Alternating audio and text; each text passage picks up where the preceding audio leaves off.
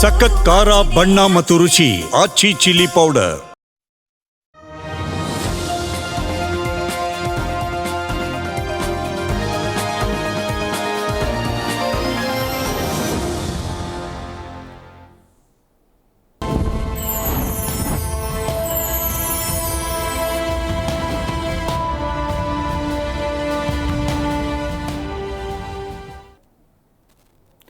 ನಮಸ್ಕಾರ. ಮೆಗಾ ಸುದ್ದಿ ವಿಶೇಷ ಕಾರ್ಯಕ್ರಮಕ್ಕೆ ಸ್ವಾಗತ.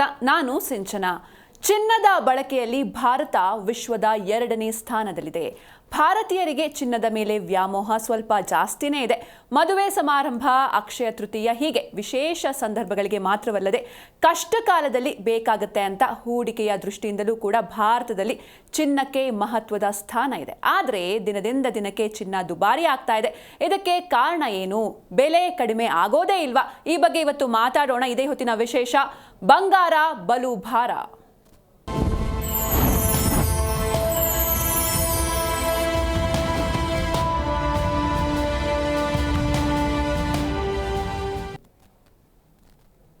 ದಿನದಿಂದ ದಿನಕ್ಕೆ ಬಂಗಾರದ ಬೆಲೆ ಏರಿಕೆ ಆಗ್ತಾ ಇದೆ. ಇದಕ್ಕೆ ಕಾರಣ ಏನು? ಇದು ಯಾವ ರೀತಿ ಸಮಾಜದ ಮೇಲೆ ಪರಿಣಾಮ ಬೀರ್ತಾ ಇದೆ?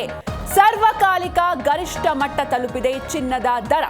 ದಿನದಿಂದ ದಿನಕ್ಕೆ ಬಂಗಾರದ ಬೆಲೆಯಲ್ಲಿ ಏರಿಕೆ ಆಗ್ತಾ ಇದೆ. ಕೇವಲ ಬಂಗಾರ ಮಾತ್ರ ಅಲ್ಲ, ಬಂಗಾರದ ರೇಟ್ ಜಾಸ್ತಿ ಆದಂಗೆ ಬೆಳ್ಳಿ ಕೂಡ ಜಾಸ್ತಿ ಆಗ್ತಾ ಇದೆ. ಸರ್ವಕಾಲಿಕ ಗರಿಷ್ಠ ಮಟ್ಟ ತಲುಪಿದೆ ಚಿನ್ನದ ದರ.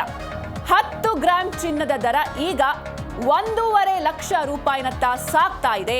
24 ಕ್ಯಾರೆಟ್ ಚಿನ್ನದ ಬೆಲೆ 1.38 ಲಕ್ಷ ರೂಪಾಯಿಗೆ ಜಿಗಿತ ಕಂಡಿದೆ. ಬೆಳ್ಳಿ ಬೆಲೆ ಪ್ರತಿ ಕೆಜಿಗೆ 2.21 ಲಕ್ಷ ರೂಪಾಯಿ ಆಗ್ತಾ ಇದೆ.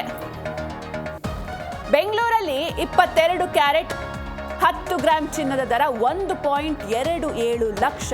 ಈ ರೀತಿ ಚಿನ್ನದ ದರ ಯಾಕೆ ರೈಸ್ ಆಗ್ತಾ ಇದೆ? ಚಿನ್ನದ ದರದ ಏರಿಕೆಗೆ ಬ್ರೇಕ್ ಬೀಳೋದೇ ಇಲ್ವಾ? ದಿನದಿಂದ ದಿನಕ್ಕೆ ಬಂಗಾರದ ಬೆಲೆಯಲ್ಲಿ ಏರಿಕೆ ಆಗ್ತಾ ಇದೆ. ಇದೀಗ ಸರ್ವಕಾಲಿಕ ಗರಿಷ್ಠ ಮಟ್ಟವನ್ನ ತಲುಪಿದೆ ಚಿನ್ನದ ದರ. 10 ಗ್ರಾಂ ಚಿನ್ನದ ದರ ಏನಿದೆ ಇದೀಗ 1.5 ಲಕ್ಷದತ್ತ ಸಾಗ್ತಾ ಇದೆ. 24 ಕ್ಯಾರೆಟ್ ಚಿನ್ನದ ಬೆಲೆ 1.38 ಲಕ್ಷ ರೂಪಾಯಿಗೆ ಜಿಗಿತ ಕಂಡಿದೆ. ಕೇವಲ ಚಿನ್ನ ಮಾತ್ರ ಅಲ್ಲ, ಚಿನ್ನದ ರೇಟ್ ಜಾಸ್ತಿ ಆಗ್ತಾ ಆಗ್ತಾ ಈ ಕಡೆ ಇನ್ನೊಂದು ಕಡೆ ಬೆಳ್ಳಿ ರೇಟ್ ಕೂಡ ಏರಿಕೆ ಆಗ್ತಾ ಇದೆ. ಬೆಳ್ಳಿ ಬೆಲೆ ಪ್ರತಿ ಕೆಜಿಗೆ 2.21 ಲಕ್ಷ ರೂಪಾಯಿ ತಲುಪ್ತಾ ಇದೆ. ಬೆಂಗಳೂರಲ್ಲಿ 22 ಕ್ಯಾರೆಟ್ 10 ಗ್ರಾಂ ಚಿನ್ನದ ದರ 1.27 ಲಕ್ಷ. ಈ ರೀತಿ ಚಿನ್ನದ ದರ ಯಾಕೆ ಏರಿಕೆ ಆಗ್ತಾ ಇದೆ? ಎಲ್ಲಿಗೆ ಹೋಗಿ ಮುಟ್ಟುತ್ತೆ ಈ ಒಂದು ಚಿನ್ನದ ರೇಟ್? ಹಾಗೆ ಇನ್ನು ಮುಂದೆ ಚಿನ್ನದ ದರ ಕಮ್ಮಿ ಆಗೋದೇ ಇಲ್ವಾ? ಕಮ್ಮಿ ಆಗುವಂಥ ಸಾಧ್ಯತೆ ಇದೆಯಾ ಇಲ್ವಾ? ಚಿನ್ನದ ಈ ದರ ನಿರಂತರವಾಗಿ ರೈಸ್ ಯಾಕೆ ಆಗ್ತಾ ಇದೆ?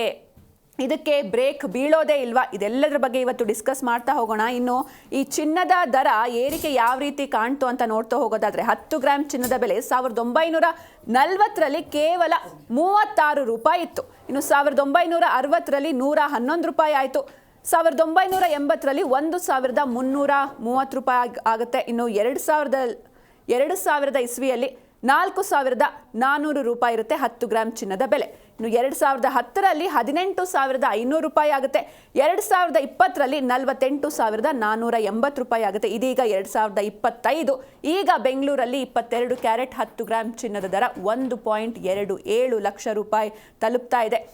ಈ ರೀತಿ ಯಾಕೆ ಅಂದರೆ ತುಂಬ ಬೇಗ ರ್ಯಾಪಿಡ್ ಆಗಿ ರೇಟ್ ಜಾಸ್ತಿ ಆಯಿತು. ಕಳೆದ ಕೆಲವೊಂದಿಷ್ಟು ತಿಂಗಳುಗಳಿಂದ ಚಿನ್ನದ ಬೆಲೆ ಕಡಿಮೆ ಆಗಲೇ ಇಲ್ಲ. ತುಂಬ ಬೇಗ ತುಂಬ ಏರಿಕೆನೇ ಕಾಣ್ತಾ ಹೋಗ್ತಾ ಇದೆ. ಇದಕ್ಕೆ ಬ್ರೇಕ್ ಬೀಳೋದಿಲ್ವಾ ಹಾಗಾದರೆ? ಆದರೆ ಇನ್ನೊಂದು ಕಡೆ ನಾವು ನೋಡ್ತಾ ಹೋಗೋದಾದರೆ ಇದು ಸಾಕಷ್ಟು ಜನರಿಗೆ ಎಫೆಕ್ಟ್ ಆಗ್ತಾ ಇದ್ರು ಕೂಡ ಯಾವುದೇ ನೀವು ಚಿನ್ನದ ಅಂಗಡಿಗೆ ಹೋಗಿ ಅಥವಾ ಚಿನ್ನದ ಅಂಗಡಿಲಿ ನೋಡಿ ಜನರು ತುಂಬಿ ತುಳುಕ್ತಾ ಇರ್ತಾರೆ. ಅಂದರೆ ಖರೀದಿಗೇನು ಎಲ್ಲೂ ಕೂಡ ಖರೀದಿಯ ಮಟ್ಟ ಇಳಿಕೆ ಆಗ್ತಾ ಇಲ್ಲ. ಅಂದರೆ ಮದುವೆಗೆ ಬೇಕಾಗುತ್ತೆ, ಅಕ್ಷಯ ತೃತೀಯ ಬೇಕಾಗುತ್ತೆ, ಹೀಗೆ ಪ್ರತಿಯೊಂದು ಶುಭ ಸಮಾರಂಭಗಳಿಗೆ ಚಿನ್ನ ಅಥವಾ ಬೆಳ್ಳಿ ಅನ್ನೋದು ಬೇಕೇ ಬೇಕು. ಹೀಗಾಗಿ ಎಲ್ಲ ಜ್ಯುವೆಲ್ರಿ ಶಾಪ್ಗಳಲ್ಲೂ ಕೂಡ ಜನ ತುಂಬಿ ತುಳುಕ್ತಾನೆ ಇರ್ತಾರೆ. ಹಾಗಾದರೆ ಇದು ನಿಜವಾಗ್ಲೂ ಎಫೆಕ್ಟ್ ಆಗ್ತಾ ಇರೋದು ಯಾರಿಗೆ? ಈ ರೀತಿ ಏರಿಕೆಯನ್ನು ಕಾಣ್ತಾ ಇದೆ ಚಿನ್ನದ ಬೆಲೆ ಅಥವಾ ಬೆಳ್ಳಿ ಬೆಲೆ, ಇದು ಕಮ್ಮಿ ಆಗೋದೇ ಇಲ್ವಾ? ಕಮ್ಮಿ ಆಗೋದಾದರೆ ಯಾವಾಗ ಆಗುತ್ತೆ? ಜೊತೆಗೆ ಈ ರೀತಿ ಎಕ್ಸ್ಪ್ರೆಸ್ ಆಗಿ ರೈಸ್ ಆಗ್ತಾ ಇದೆ, ಇದಕ್ಕೆ ಸ್ಯಾಚುರೇಷನ್ ಅನ್ನೋದು ಎಷ್ಟಿದೆ? ಅಂದರೆ ಎಲ್ಲಿ ತನಕ ಹೋಗಿ ಇದು ನಿಲ್ಲಬಹುದು? ಇದೆಲ್ಲದರ ಬಗ್ಗೆ ಇವತ್ತು ಡಿಸ್ಕಸ್ ಮಾಡ್ತಾ ಹೋಗೋಣ ಇವತ್ತಿನ ನಮ್ಮ ಈ ಒಂದು ಶೋನಲ್ಲಿ. ಹಾಗೆ ಸಾಕಷ್ಟು ಜನರಿಗೆ ಈ ಚಿನ್ನವನ್ನು ಖರೀದಿ ಮಾಡೋದಕ್ಕೆ ಆಗೋದಿಲ್ಲ. ಬಡ ವರ್ಗದವರಾಗಿರ್ಬೋದು ಆಗಿರ್ಬೋದು, ಮಧ್ಯಮ ವರ್ಗದವರಾಗಿರ್ಬೋದು, ಅವರಿಗೆ ಈ ಚಿನ್ನ ನಿಟುಕ್ತಾ ಇಲ್ಲ, ಒಂದು ರೀತಿ ಮರೀಚಿಕೆ ಆಗ್ತಾ ಇದೆ. ಅವರಿಗೆ ಏನೆಲ್ಲ ಪರ್ಯಾಯ ವ್ಯವಸ್ಥೆಗಳನ್ನ ಅವ್ರು ಮಾಡ್ಕೊಳ್ಬಹುದು? ಯಾಕಂದರೆ ಮದುವೆ ಮಾಡಲೇಬೇಕು, ತಾಳಿನಾದರೂ ಅಟ್ಲೀಸ್ಟ್ ಕೊಡಲೇಬೇಕಾಗುತ್ತೆ. ಆದರೆ ತಾಳಿಯನ್ನು ಪರ್ಚೇಸ್ ಮಾಡೋಕ್ಕೂ ಕೂಡ ಸಾಕಷ್ಟು ಕಷ್ಟ ಎದುರಾಗ್ತಾ ಇದೆ, ಈ ರೀತಿ ಚಿನ್ನದ ಬೆಲೆ ಗಗನ ಮುಟ್ತಾ ಇರೋದ್ರಿಂದ. ಹೀಗಾಗಿ ಅವರಿಗೆ ಏನೆಲ್ಲ ಟಿಪ್ಸ್ಗಳು ಇವತ್ತು ನಮ್ಮ ಗೆಸ್ಟ್ ಕೊಡ್ತಾರೆ, ಹಾಗೆ ಅವರಿಗೆ ಏನೆಲ್ಲ ಆಲ್ಟರ್ನೇಟಿವ್ ವ್ಯವಸ್ಥೆಗಳನ್ನ ಅವ್ರು ಮಾಡ್ಕೊಳ್ಬಹುದು, ಜೊತೆಗೆ ಯಾವ ರೀತಿ ಚಿನ್ನದ ಮೇಲೆ ನಾವು ಹೂಡಿಕೆಯನ್ನು ಮಾಡಬಹುದು. ಈಗ ಸ್ಟಾಕ್ ಮಾರ್ಕೆಟ್ ಅನ್ನೋದು ಸಾಕಷ್ಟು ಟ್ರೆಂಡಿಂಗ್ನಲ್ಲಿದೆ. ಈಗಿನ ಯುವಕರಿಗೆ ಇದ್ರ ಮೇಲೆ ಸಾಕಷ್ಟು ಆಸಕ್ತಿ ಇದೆ. ಹೀಗಾಗಿ ಚಿನ್ನದ ಮೇಲೆ ಹೂಡಿಕೆ ಮಾಡೋದು ಸೇಫಾ? ಇದೆಲ್ಲದರ ಬಗ್ಗೆ ಇವತ್ತು ನಾವು ಡಿಸ್ಕಸ್ ಮಾಡ್ತಾ ಹೋಗೋಣ. ಬೆಂಗಳೂರಲ್ಲಿ ಸದ್ಯ 22 ಕ್ಯಾರೆಟ್ 10 ಗ್ರಾಮ್ ಚಿನ್ನದ ದರ 1.27 ಲಕ್ಷ ತಲುಪಿದೆ.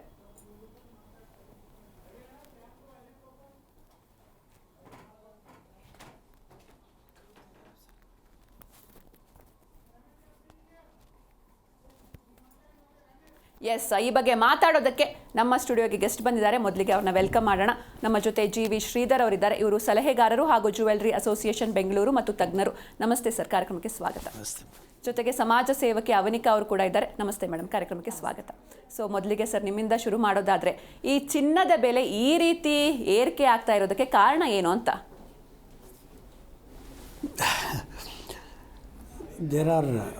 ಈಗ ಈ ಚಿನ್ನದ ಬೆಲೆ ಆಗ್ತಾ ಇರೋದಕ್ಕೆ ಸುಮಾರು ಮೇಜರ್ 5 ಪಾಯಿಂಟು ಅಂತ ಹೇಳ್ಬೋದು. ಒಂದು geo economical situations, geo political situations, inflation, fed rate of interest, central banks buying gold, dollar dedollarization ಆಗ್ತಾ ಇರೋದು. ಈಗ ಏನಾಗ್ತಾ ಇದೆ, ಈಗ ನಿಮಗೆ ಅಮೆರಿಕಲ್ಲಿ ಆಗ್ತಾ ಇರೋ ಈ ಟ್ಯಾರಿಫ್ ವಾರು ಇದೆಲ್ಲ ಗೊತ್ತಿದ್ದೇ ಇದೆ. ಎಲ್ರಿಗೂ ಡಾಲರ್ ಮೇಲೆ ಇರೋ ಒಂದು ಭರವಸೆ ಕಮ್ಮಿ ಆಗ್ತಾ ಬರ್ತಾ ಇದೆ. ಕಮ್ಮಿ ಆಲ್ಮೋಸ್ಟ್ ಮ್ಯಾಕ್ಸಿಮಮ್ ಟು ಎಕ್ಸ್ಟೆಂಡ್ ಆಗಿದೆ. ಎಲ್ಲರೂ ಏನು ಮಾಡ್ತಾ ಇದ್ದಾರೆ, ಎಲ್ಲ ಕಂಟ್ರಿಯವರು ಅವ್ರ ಹತ್ರ ಇರೋ ಡಾಲರ್ಸು ಗೋಲ್ಡ್ಗೆ ಕನ್ವರ್ಟ್ ಮಾಡ್ತಾ ಇದ್ದಾರೆ ಥ್ರೂ ಸೆಂಟ್ರಲ್ ಬ್ಯಾಂಕ್ಸ್. ಯಾವುದೇ ಕಂಟ್ರಿ ಆಗಲಿ ಗೋಲ್ಡ್ ಬೈಯಿಂಗ್ ಸ್ಟಾಪ್ ಮಾಡಿಲ್ಲ, ಏನೇ ಬೆಲೆ ಆಗಲಿ ಸ್ಟಾಪ್ ಮಾಡಿಲ್ಲ.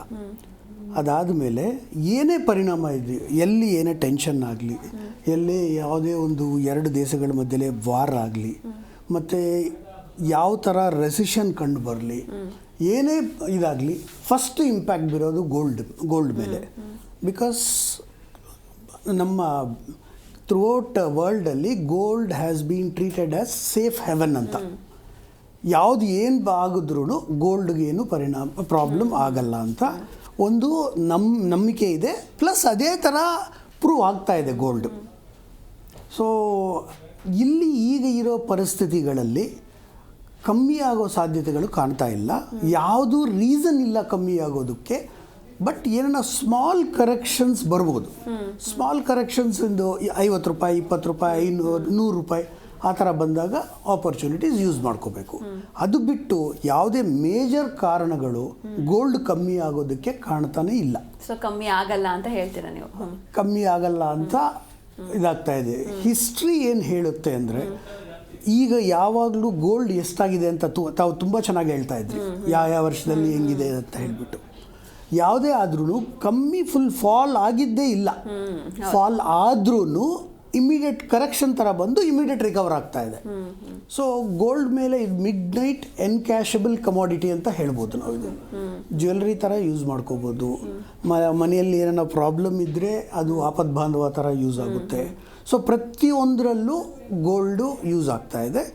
ಈಗ ಈ ಸುಮಾರು ಈ ಕಾರಣಗಳಿಂದ ಗೋಲ್ಡು ದರ ಕಮ್ಮಿ ಆಗೋದಕ್ಕೆ ಸಾಧ್ಯತೆಗಳು ಕಾಣ್ತಾ ಇಲ್ಲ.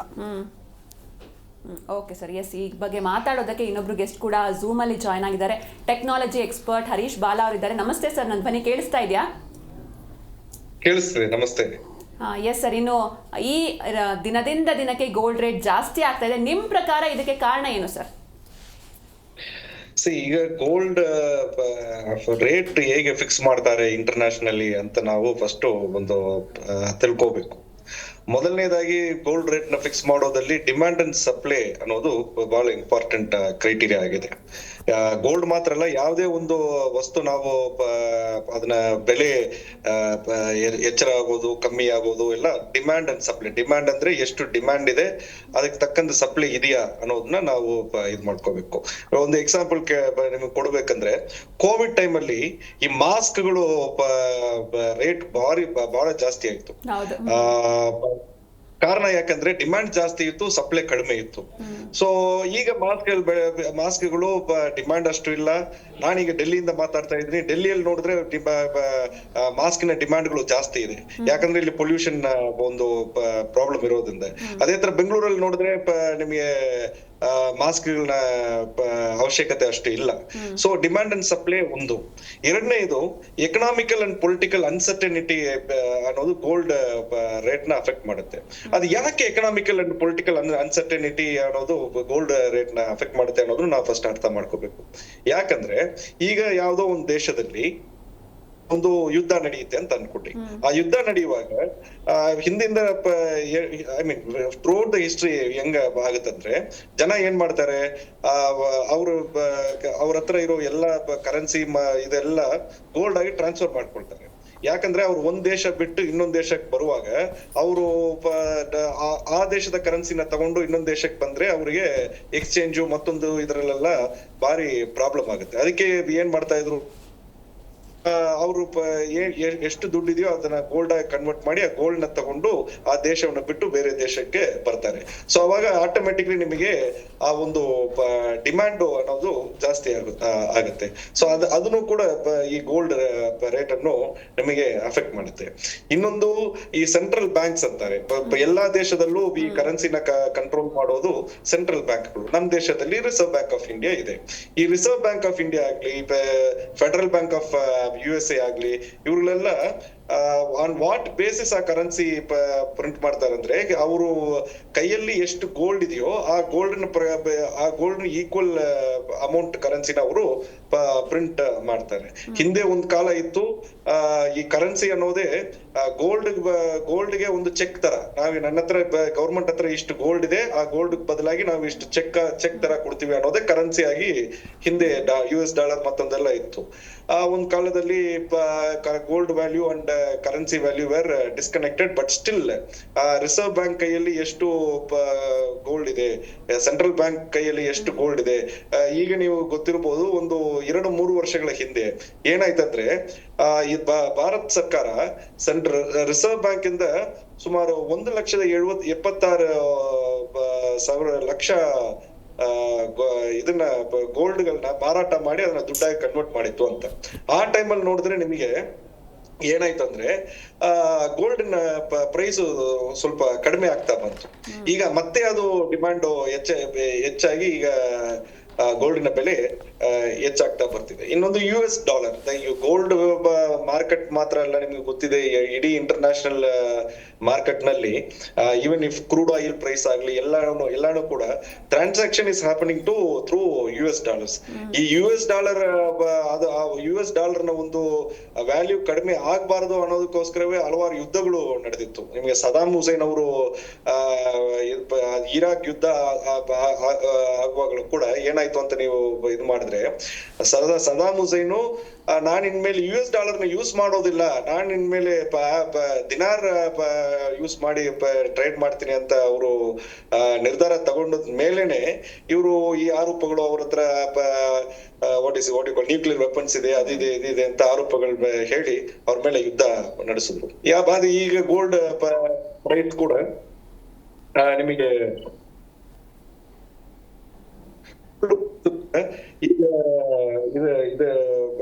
US ಡಾಲರ್ ಅಲ್ಲೇ ಇದು ಆಗುತ್ತೆ. ಸೊ US ಪೊಲಿಟಿಕಲ್ ಸಿನಾರಿಯೋ ಕೂಡ ಇದು ನಮ್ಮ ಗೋಲ್ಡ್ ಪ್ರೈಸ್ ಅನ್ನ ಡಿಸೈಡ್ ಮಾಡೋದಲ್ಲಿ ಒಂದು ಫ್ಯಾಕ್ಟರ್ ಆಗಿದೆ.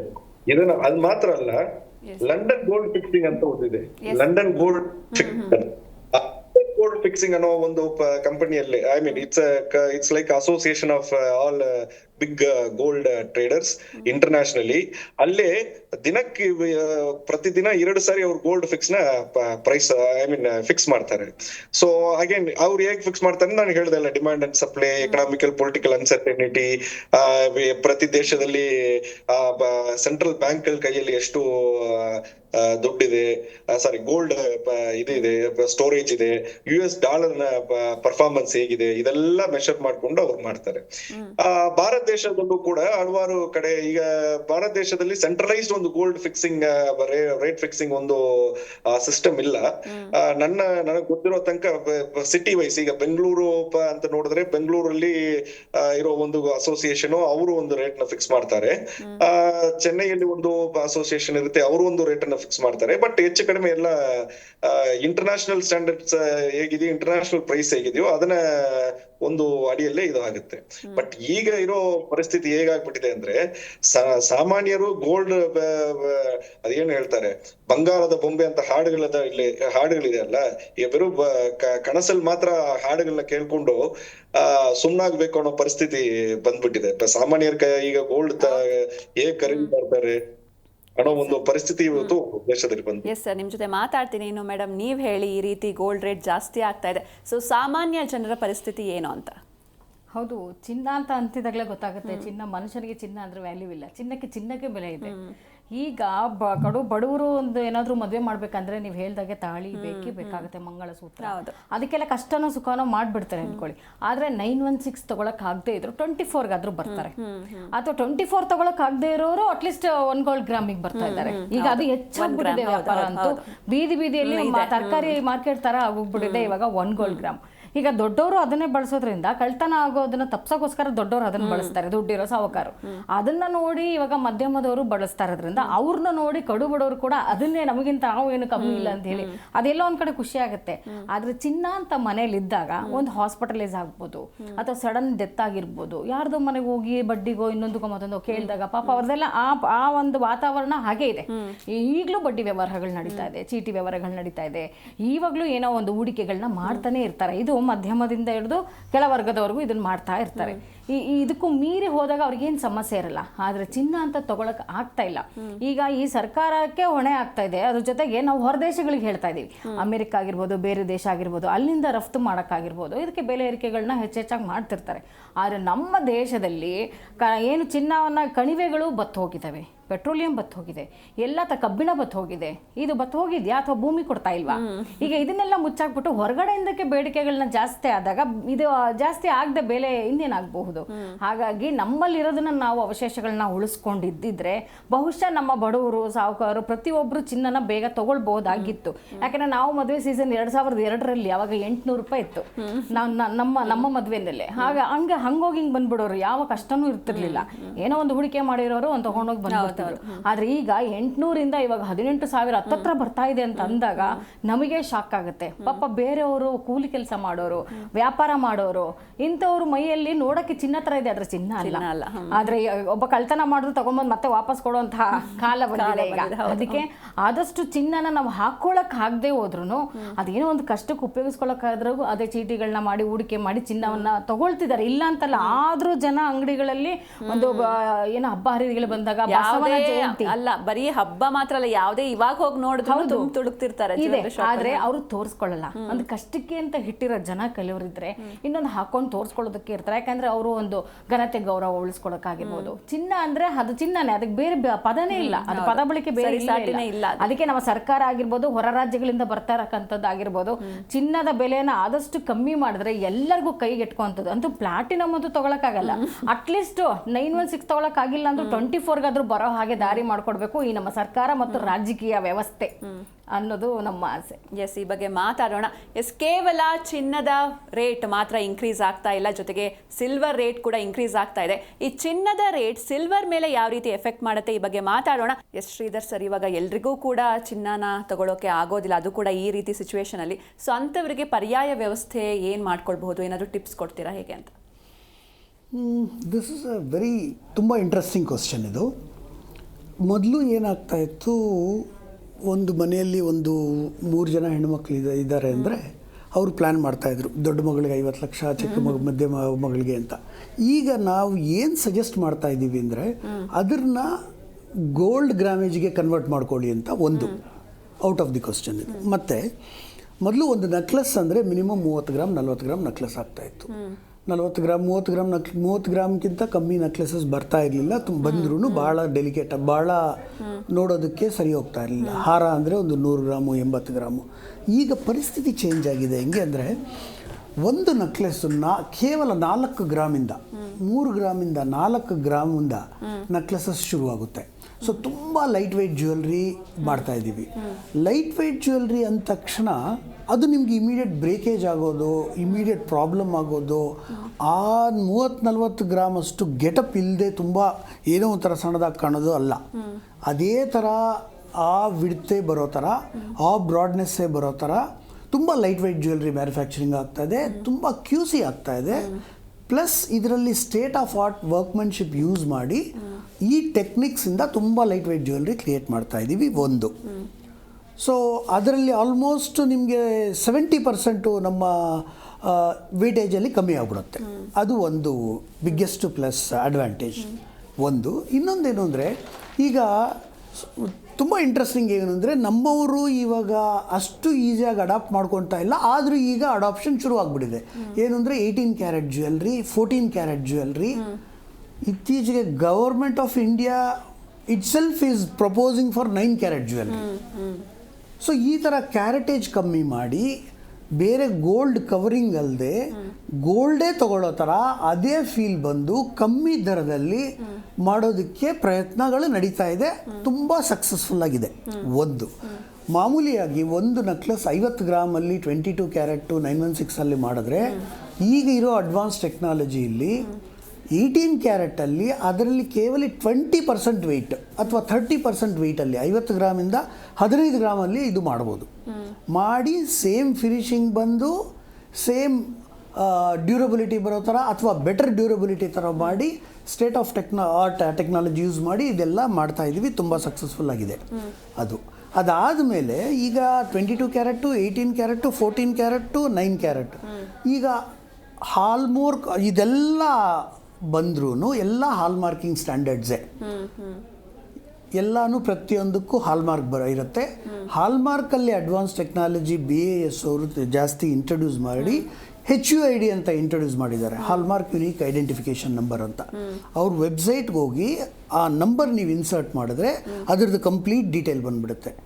ಇಂಥದ್ದು ಮ್ಯಾನುಫ್ಯಾಕ್ಚರಿಂಗ್ ಆಗಿದೆ, ಇಂಥವ್ರು ಹಾಲ್ಮಾರ್ಕ್ ಮಾಡಿದ್ದಾರೆ, ಇಂಥವ್ರು ಸೇಲ್ ಮಾಡಿದ್ದಾರೆ, ಇದರದ್ದು ಗ್ರಾಸ್ ವೆಯ್ಟ್ ಇಷ್ಟು, ನೆಟ್ ವೆಯ್ಟ್ ಇಷ್ಟು, ಇದು 22 ಕ್ಯಾರೆಟ್ ಅಲ್ಲ, ಇದು 18 ಕ್ಯಾರೆಟ್ ಅಂದರೆ 18 ಫುಲ್ ಟ್ರಾನ್ಸ್ಪರೆಂಟಾಗಿ ನಡೆಯೋ ಥರ ಎಲ್ಲ ಪರಿಸ್ಥಿತಿಗಳು ಆಗ್ತಾಯಿದೆ. ಸೊ ಇದು ಒಂದು ಥರ ಬೆನಿಫಿಟ್ಟು ನಮ್ಮ ಎಲ್ಲ ಜನರಲ್ ಪಬ್ಲಿಕ್ಕು ಒಂದು. ಆಮೇಲೆ ಇವ್ರಿಗೆ ನೀವು ಹೇಳೋ ಥರ ಬೇರೆ ಬೆನಿಫಿಟ್ಸ್ ಯಾವ ಥರ ಮಾಡ್ಬೋದು, ಬೇರೆ ಜನಸಾಮಾನ್ಯರು ಆವ್ರೇಜ್ ಪೀಪಲ್ಲು ಹೆಂಗೆ ಇದು ಮಾಡ್ಬೋದು. ಇವಾಗ ತುಂಬ ಎಲ್ಲ ಪ್ರತಿಯೊಂದು ಜ್ಯುವೆಲ್ರಿ ಸ್ಟೋರ್ಸಲ್ಲಿ ಒಳ್ಳೆ ಸ್ಕೀಮ್ಸ್ ಇದೆ, ಒಳ್ಳೆ ಸ್ಕೀಮ್ಸ್ ಇದೆ. ಅದರಲ್ಲಿ ದೇರ್ ಆರ್ 3-4 ತರಹ ಸ್ಕೀಮ್ಸ್ ಇದೆ. ಒಂದೇನೆಂದರೆ ರೇಟ್ ಪ್ರೊಟೆಕ್ಷನ್ ಪ್ಲ್ಯಾನ್. ಅದ್ರ ರೇಟ್ ಪ್ರೊಟೆಕ್ಷನ್ ಪ್ಲ್ಯಾನ್ ಹೆಂಗಾಗುತ್ತೆ ಅಂದರೆ ಯಾವತ್ತು ನೀವು ಪೇ ಮಾಡ್ತೀರೋ ಆ ಕ್ಷಣದ ರೇಟು 10,000 ನೀವು ಪೇ ಮಾಡ್ತೀರಾ. ಮೊದಲು ಏನಾಗ್ತಾಯಿತ್ತು 10,000 ಕ್ಯಾಶು ಕ್ರೆಡಿಟ್ ಆಗ್ತಾಯಿತ್ತು. ಇವಾಗ ಅದೆಲ್ಲ ಎಂಥದ್ದು ಟೆಕ್ನಿಕ್ಸ್ ಥರ ಬಂದು ಎಲ್ಲರಿಗೂ ಉಪಯೋಗ ಆಗೋ ಥರ 10 ಗ್ರಾಮ್ 10,000 ಅಂದರೆ ಇವಾಗ 800 ಮಿಲಿ ಗೋಲ್ಡು ನಿಮಗೆ ಕ್ರೆಡಿಟ್ ಆಗಿಬಿಡುತ್ತೆ. ಇವಾಗ 12,700 ಇರೋದು ನಾಳೆ ಅದು 15,000 ಆದ್ರೂ ಗೋಲ್ಡ್ ಜಮಾ ಆಗ್ಬಿಡುತ್ತೆ. So end of the year ಅವ್ರಿಗೆ ಎಷ್ಟು ಬೆನಿಫಿಟ್ ಆಗುತ್ತೆ ಅಂದರೆ ಎಷ್ಟು ಕಟ್ಟಿದ್ದಾರೋ ಆಲ್ಮೋಸ್ಟ್ ಅಷ್ಟೇ ಬೆನಿಫಿಟ್ ಆಗ್ತಾಯಿದೆ. ಅದು ತುಂಬ ಒಳ್ಳೆ ಇದು. ಅದಾದಮೇಲೆ ಇದರಲ್ಲಿ ಮೇಕಿಂಗ್ ಚಾರ್ಜಲ್ಲೂ ಅದರಲ್ಲಿ ತುಂಬ ಡಿಸ್ಕೌಂಟ್ಸು, ವಿತೌಟ್ ಮೇಕಿಂಗ್ ಚಾರ್ಜಸ್ಸು ಅದೆಲ್ಲನೂ ಬರುತ್ತೆ ಇವಾಗ ನೀವು ಸೇವ್ ಮಾಡಿರೋದ್ರಿಂದ. ಅದು ಒಂಥರ ಬೆನಿಫಿಟ್ಟು. ನಮ್ಮ ಜನಸಾಮಾನ್ಯರಿಗೆ ಈ ಥರ ಪ್ಲಾನಿಂಗ್ ಬಟ್ ಪ್ರತಿಯೊಬ್ಬರು ಏನು ಗೋಲ್ಡ್ ಎಷ್ಟೇ ಆಗಲಿ ನಮ್ಮ ದೇಶದ ಜನತೆಗೆ, ನಮ್ಮ ಹೆಣ್ಣು ಮಕ್ಕಳಿಗೆ ತಾಳಿ ಬೆಳಗ್ಗೆ ಎತ್ತು ಕಣ್ಣಲ್ಲಿ ನಮಸ್ಕಾರ ಮಾಡ್ಕೊಂಡಿರೋದು ಗೋಲ್ಡೇ ಇರಬೇಕು ಆ ಥರ. Everybody is excited. ನೋಡಿ, ಗೋಲ್ಡ್ ಅಂದ ತಕ್ಷಣ ನಿಮ್ಮ ಮುಖದಲ್ಲಿ ಚಾರ್ಮ್ ಹೆಂಗಿದೆ ಅದೇ ಥರ ಚಾರ್ಮ್ ಇರುತ್ತೆ ಪ್ರತಿಯೊಬ್ಬರೂ. ಅದೇ ಥರ ಬೈ ಮಾಡ್ತಾರೆ. ಯಾವುದು ಏನೇ ಆಗಲಿ ಏನೇನೂ ಡಿಫ್ರೆನ್ಸ್ ಆಗಲ್ಲ. ಬಟ್ ಏನಂದರೆ ತುಂಬ ಚೆನ್ನಾಗಿ ಎಲ್ಲಿ ಗೈಡೆನ್ಸ್ ಸಿಕ್ಕುತ್ತೋ ಅಂಥ ಕಡೆ ಹೋಗಬೇಕು, ಹೆಂಗೆ ಪ್ಲ್ಯಾನ್ ಮಾಡಬೇಕು ಅನ್ನೋದು ಕಲ್ತ್ಕೋಬೇಕು. ಆ ಥರ ಪ್ಲ್ಯಾನ್ ಮಾಡಿ ತೊಗೊಂಡ್ರೆ ಡೆಫಿನೆಟ್ಟಾಗಿ ಎಲ್ಲೂ ಏನೂ ಹೊಡೆತ ಆಗಲ್ಲ. ಹಿಸ್ಟ್ರಿ ಕ್ಲಿಯರಾಗಿ ತೋರಿಸ್ತಾ ಇದೆ ಗೋಲ್ಡಲ್ಲಿ ಯಾವಾಗಲೂ ಏನು ಯಾರಿಗೂ ಲಾಸ್ ಆಗಿಲ್ಲ ಅಂತ ಹೇಳಿಬಿಟ್ಟು. ಸೊ ಆ ಪ್ಲ್ಯಾನಿಂಗ್ ಕರೆಕ್ಟಾಗಿ ಮಾಡಿಕೊಂಡ್ರೆ ಎಲ್ಲೆಲ್ಲಿ ಏನೇನು ಬೆನಿಫಿಟ್ ಆಗಿ ಗೋಲ್ಡ್ ಜ್ಯುವೆಲ್ರಿನೇ ಹೆಂಗೆ ತೊಗೊಳ್ಳೋದು ಅಂತ ಹೇಳ್ಬಿಟ್ಟು ಒಂದು ಒಳ್ಳೆ ಐಡಿಯಾಸ್ ಸಿಗುತ್ತೆ. ಅದು ತುಂಬ ಬೆನಿಫಿಟ್ ಆಗುತ್ತೆ ಅದು. ಸೊ ಫುಲ್ ಪ್ಲ್ಯಾನ್ಡ್ ಬೈಯಿಂಗ್ ಅಂತ ಹೇಳ್ಬೋದು. Yes sir. ಇನ್ನು ಅವನಿಕಾ ಮೇಡಮ್, ನಾವು ಆಗಲೇ ಮಾತಾಡ್ತಾ ಇದ್ವಿ, ಅಂದರೆ ಎಷ್ಟೇ ರೇಟ್ ಜಾಸ್ತಿ ಆದರೂ ಕೂಡ ಅಂಗಡಿಗಳಲ್ಲಿ ಯಾವಾಗಲೂ ಜನರು ತುಂಬಿ ತುಳುಕ್ತಾನೆ ಇರ್ತಾರೆ. ಹಾಗಾದರೆ ಈ ರೇಟ್ ಏನು ಜಾಸ್ತಿ ಆಗ್ತಾ ಇದೆ, ನಿಜವಾಗ್ಲೂ ಎಫೆಕ್ಟ್ ಆಗ್ತಿರೋದು ಯಾರಿಗೆ ಅಂತ? ಯಾವ ವರ್ಗದವರಿಗೆ ಇದು ಜಾಸ್ತಿ ಎಫೆಕ್ಟ್ ಆಗ್ತಾ ಇದೆ? ಇದು ಕಡು ಬಡವರು ನಾವು ಅನ್ಕೊಂಡಂಗೆ ಸರ್ ಹೇಳ್ದಿದ್ದ ಪ್ಲಾನ್ಸ್ ಆಲ್ರೆಡಿ ನಡೀತಾ ಇದೆ. ಸಾಕಷ್ಟು ಸಣ್ಣ ಪುಟ್ಟ ಜ್ಯುವೆಲರಿ ಶಾಪಲ್ಲಿ ಸರ್ ನಾವು ನೋಡಿದಾಗೆ ತಿಂಗಳು ಕಟ್ಟೋದು, ವರ್ಷದ ಕಟ್ಟೋದು, ಈ ಥರ ಎಲ್ಲ ನಡೀತಾ ಇದೆ. ಅವರೆಲ್ಲ ಆಮೇಲೆ ವರ್ಷಕ್ಕೊಂದ್ಸತಿ ಹಬ್ಬದಲ್ಲೋ ದೀಪಾವಳಿಗೋ ಚಿನ್ನಗಳನ್ನು ಖರೀದಿ ಮಾಡ್ತಾ ಇದ್ದಾರೆ. ಆದ ಸ್ಕೀಮು ಎಲ್ಲ ಕಡೆನೂ ಹರಡಬೇಕು. ಇನ್ನೊಂದು, ಸರ್ಕಾರ ಚಿನ್ನದ ಮೇಲೆ ಸಾಲ ಅಂತಾರಲ್ಲ, ಚಿನ್ನ ತಗೊಳಕ್ಕೂ ಹಾಗೆ ಸಾಲ ಕೊಟ್ರೆ ಜನಗಳಿಗೂ ಕೂಡ ಅಲ್ಲೆಲ್ಲ ಚೀಟಿ ಕಟ್ಟೋ ಬದಲು ಲೋನ್ನ ಕಟ್ಕೊಂಡು ಹೋಗ್ತಾರೆ. ಮತ್ತೆ ಮಕ್ಳು ಮದುವೆನ ಹ್ಯಾಪಿಯಾಗಿ ಮಾಡ್ತಾರೆ. ಮತ್ತೆ ಮುಂದೆ ಬರೋ ಎಲ್ಲ ಒಂದು ಆರೋಪಗಳಿಂದ ಬಂಧನ ಮುಕ್ತಿಗೊಳಗಾಗ್ತಾರೆ ಪೇರೆಂಟ್ಸ್ಗಳು ಅಂತ ನನ್ನ ಆಸೆ.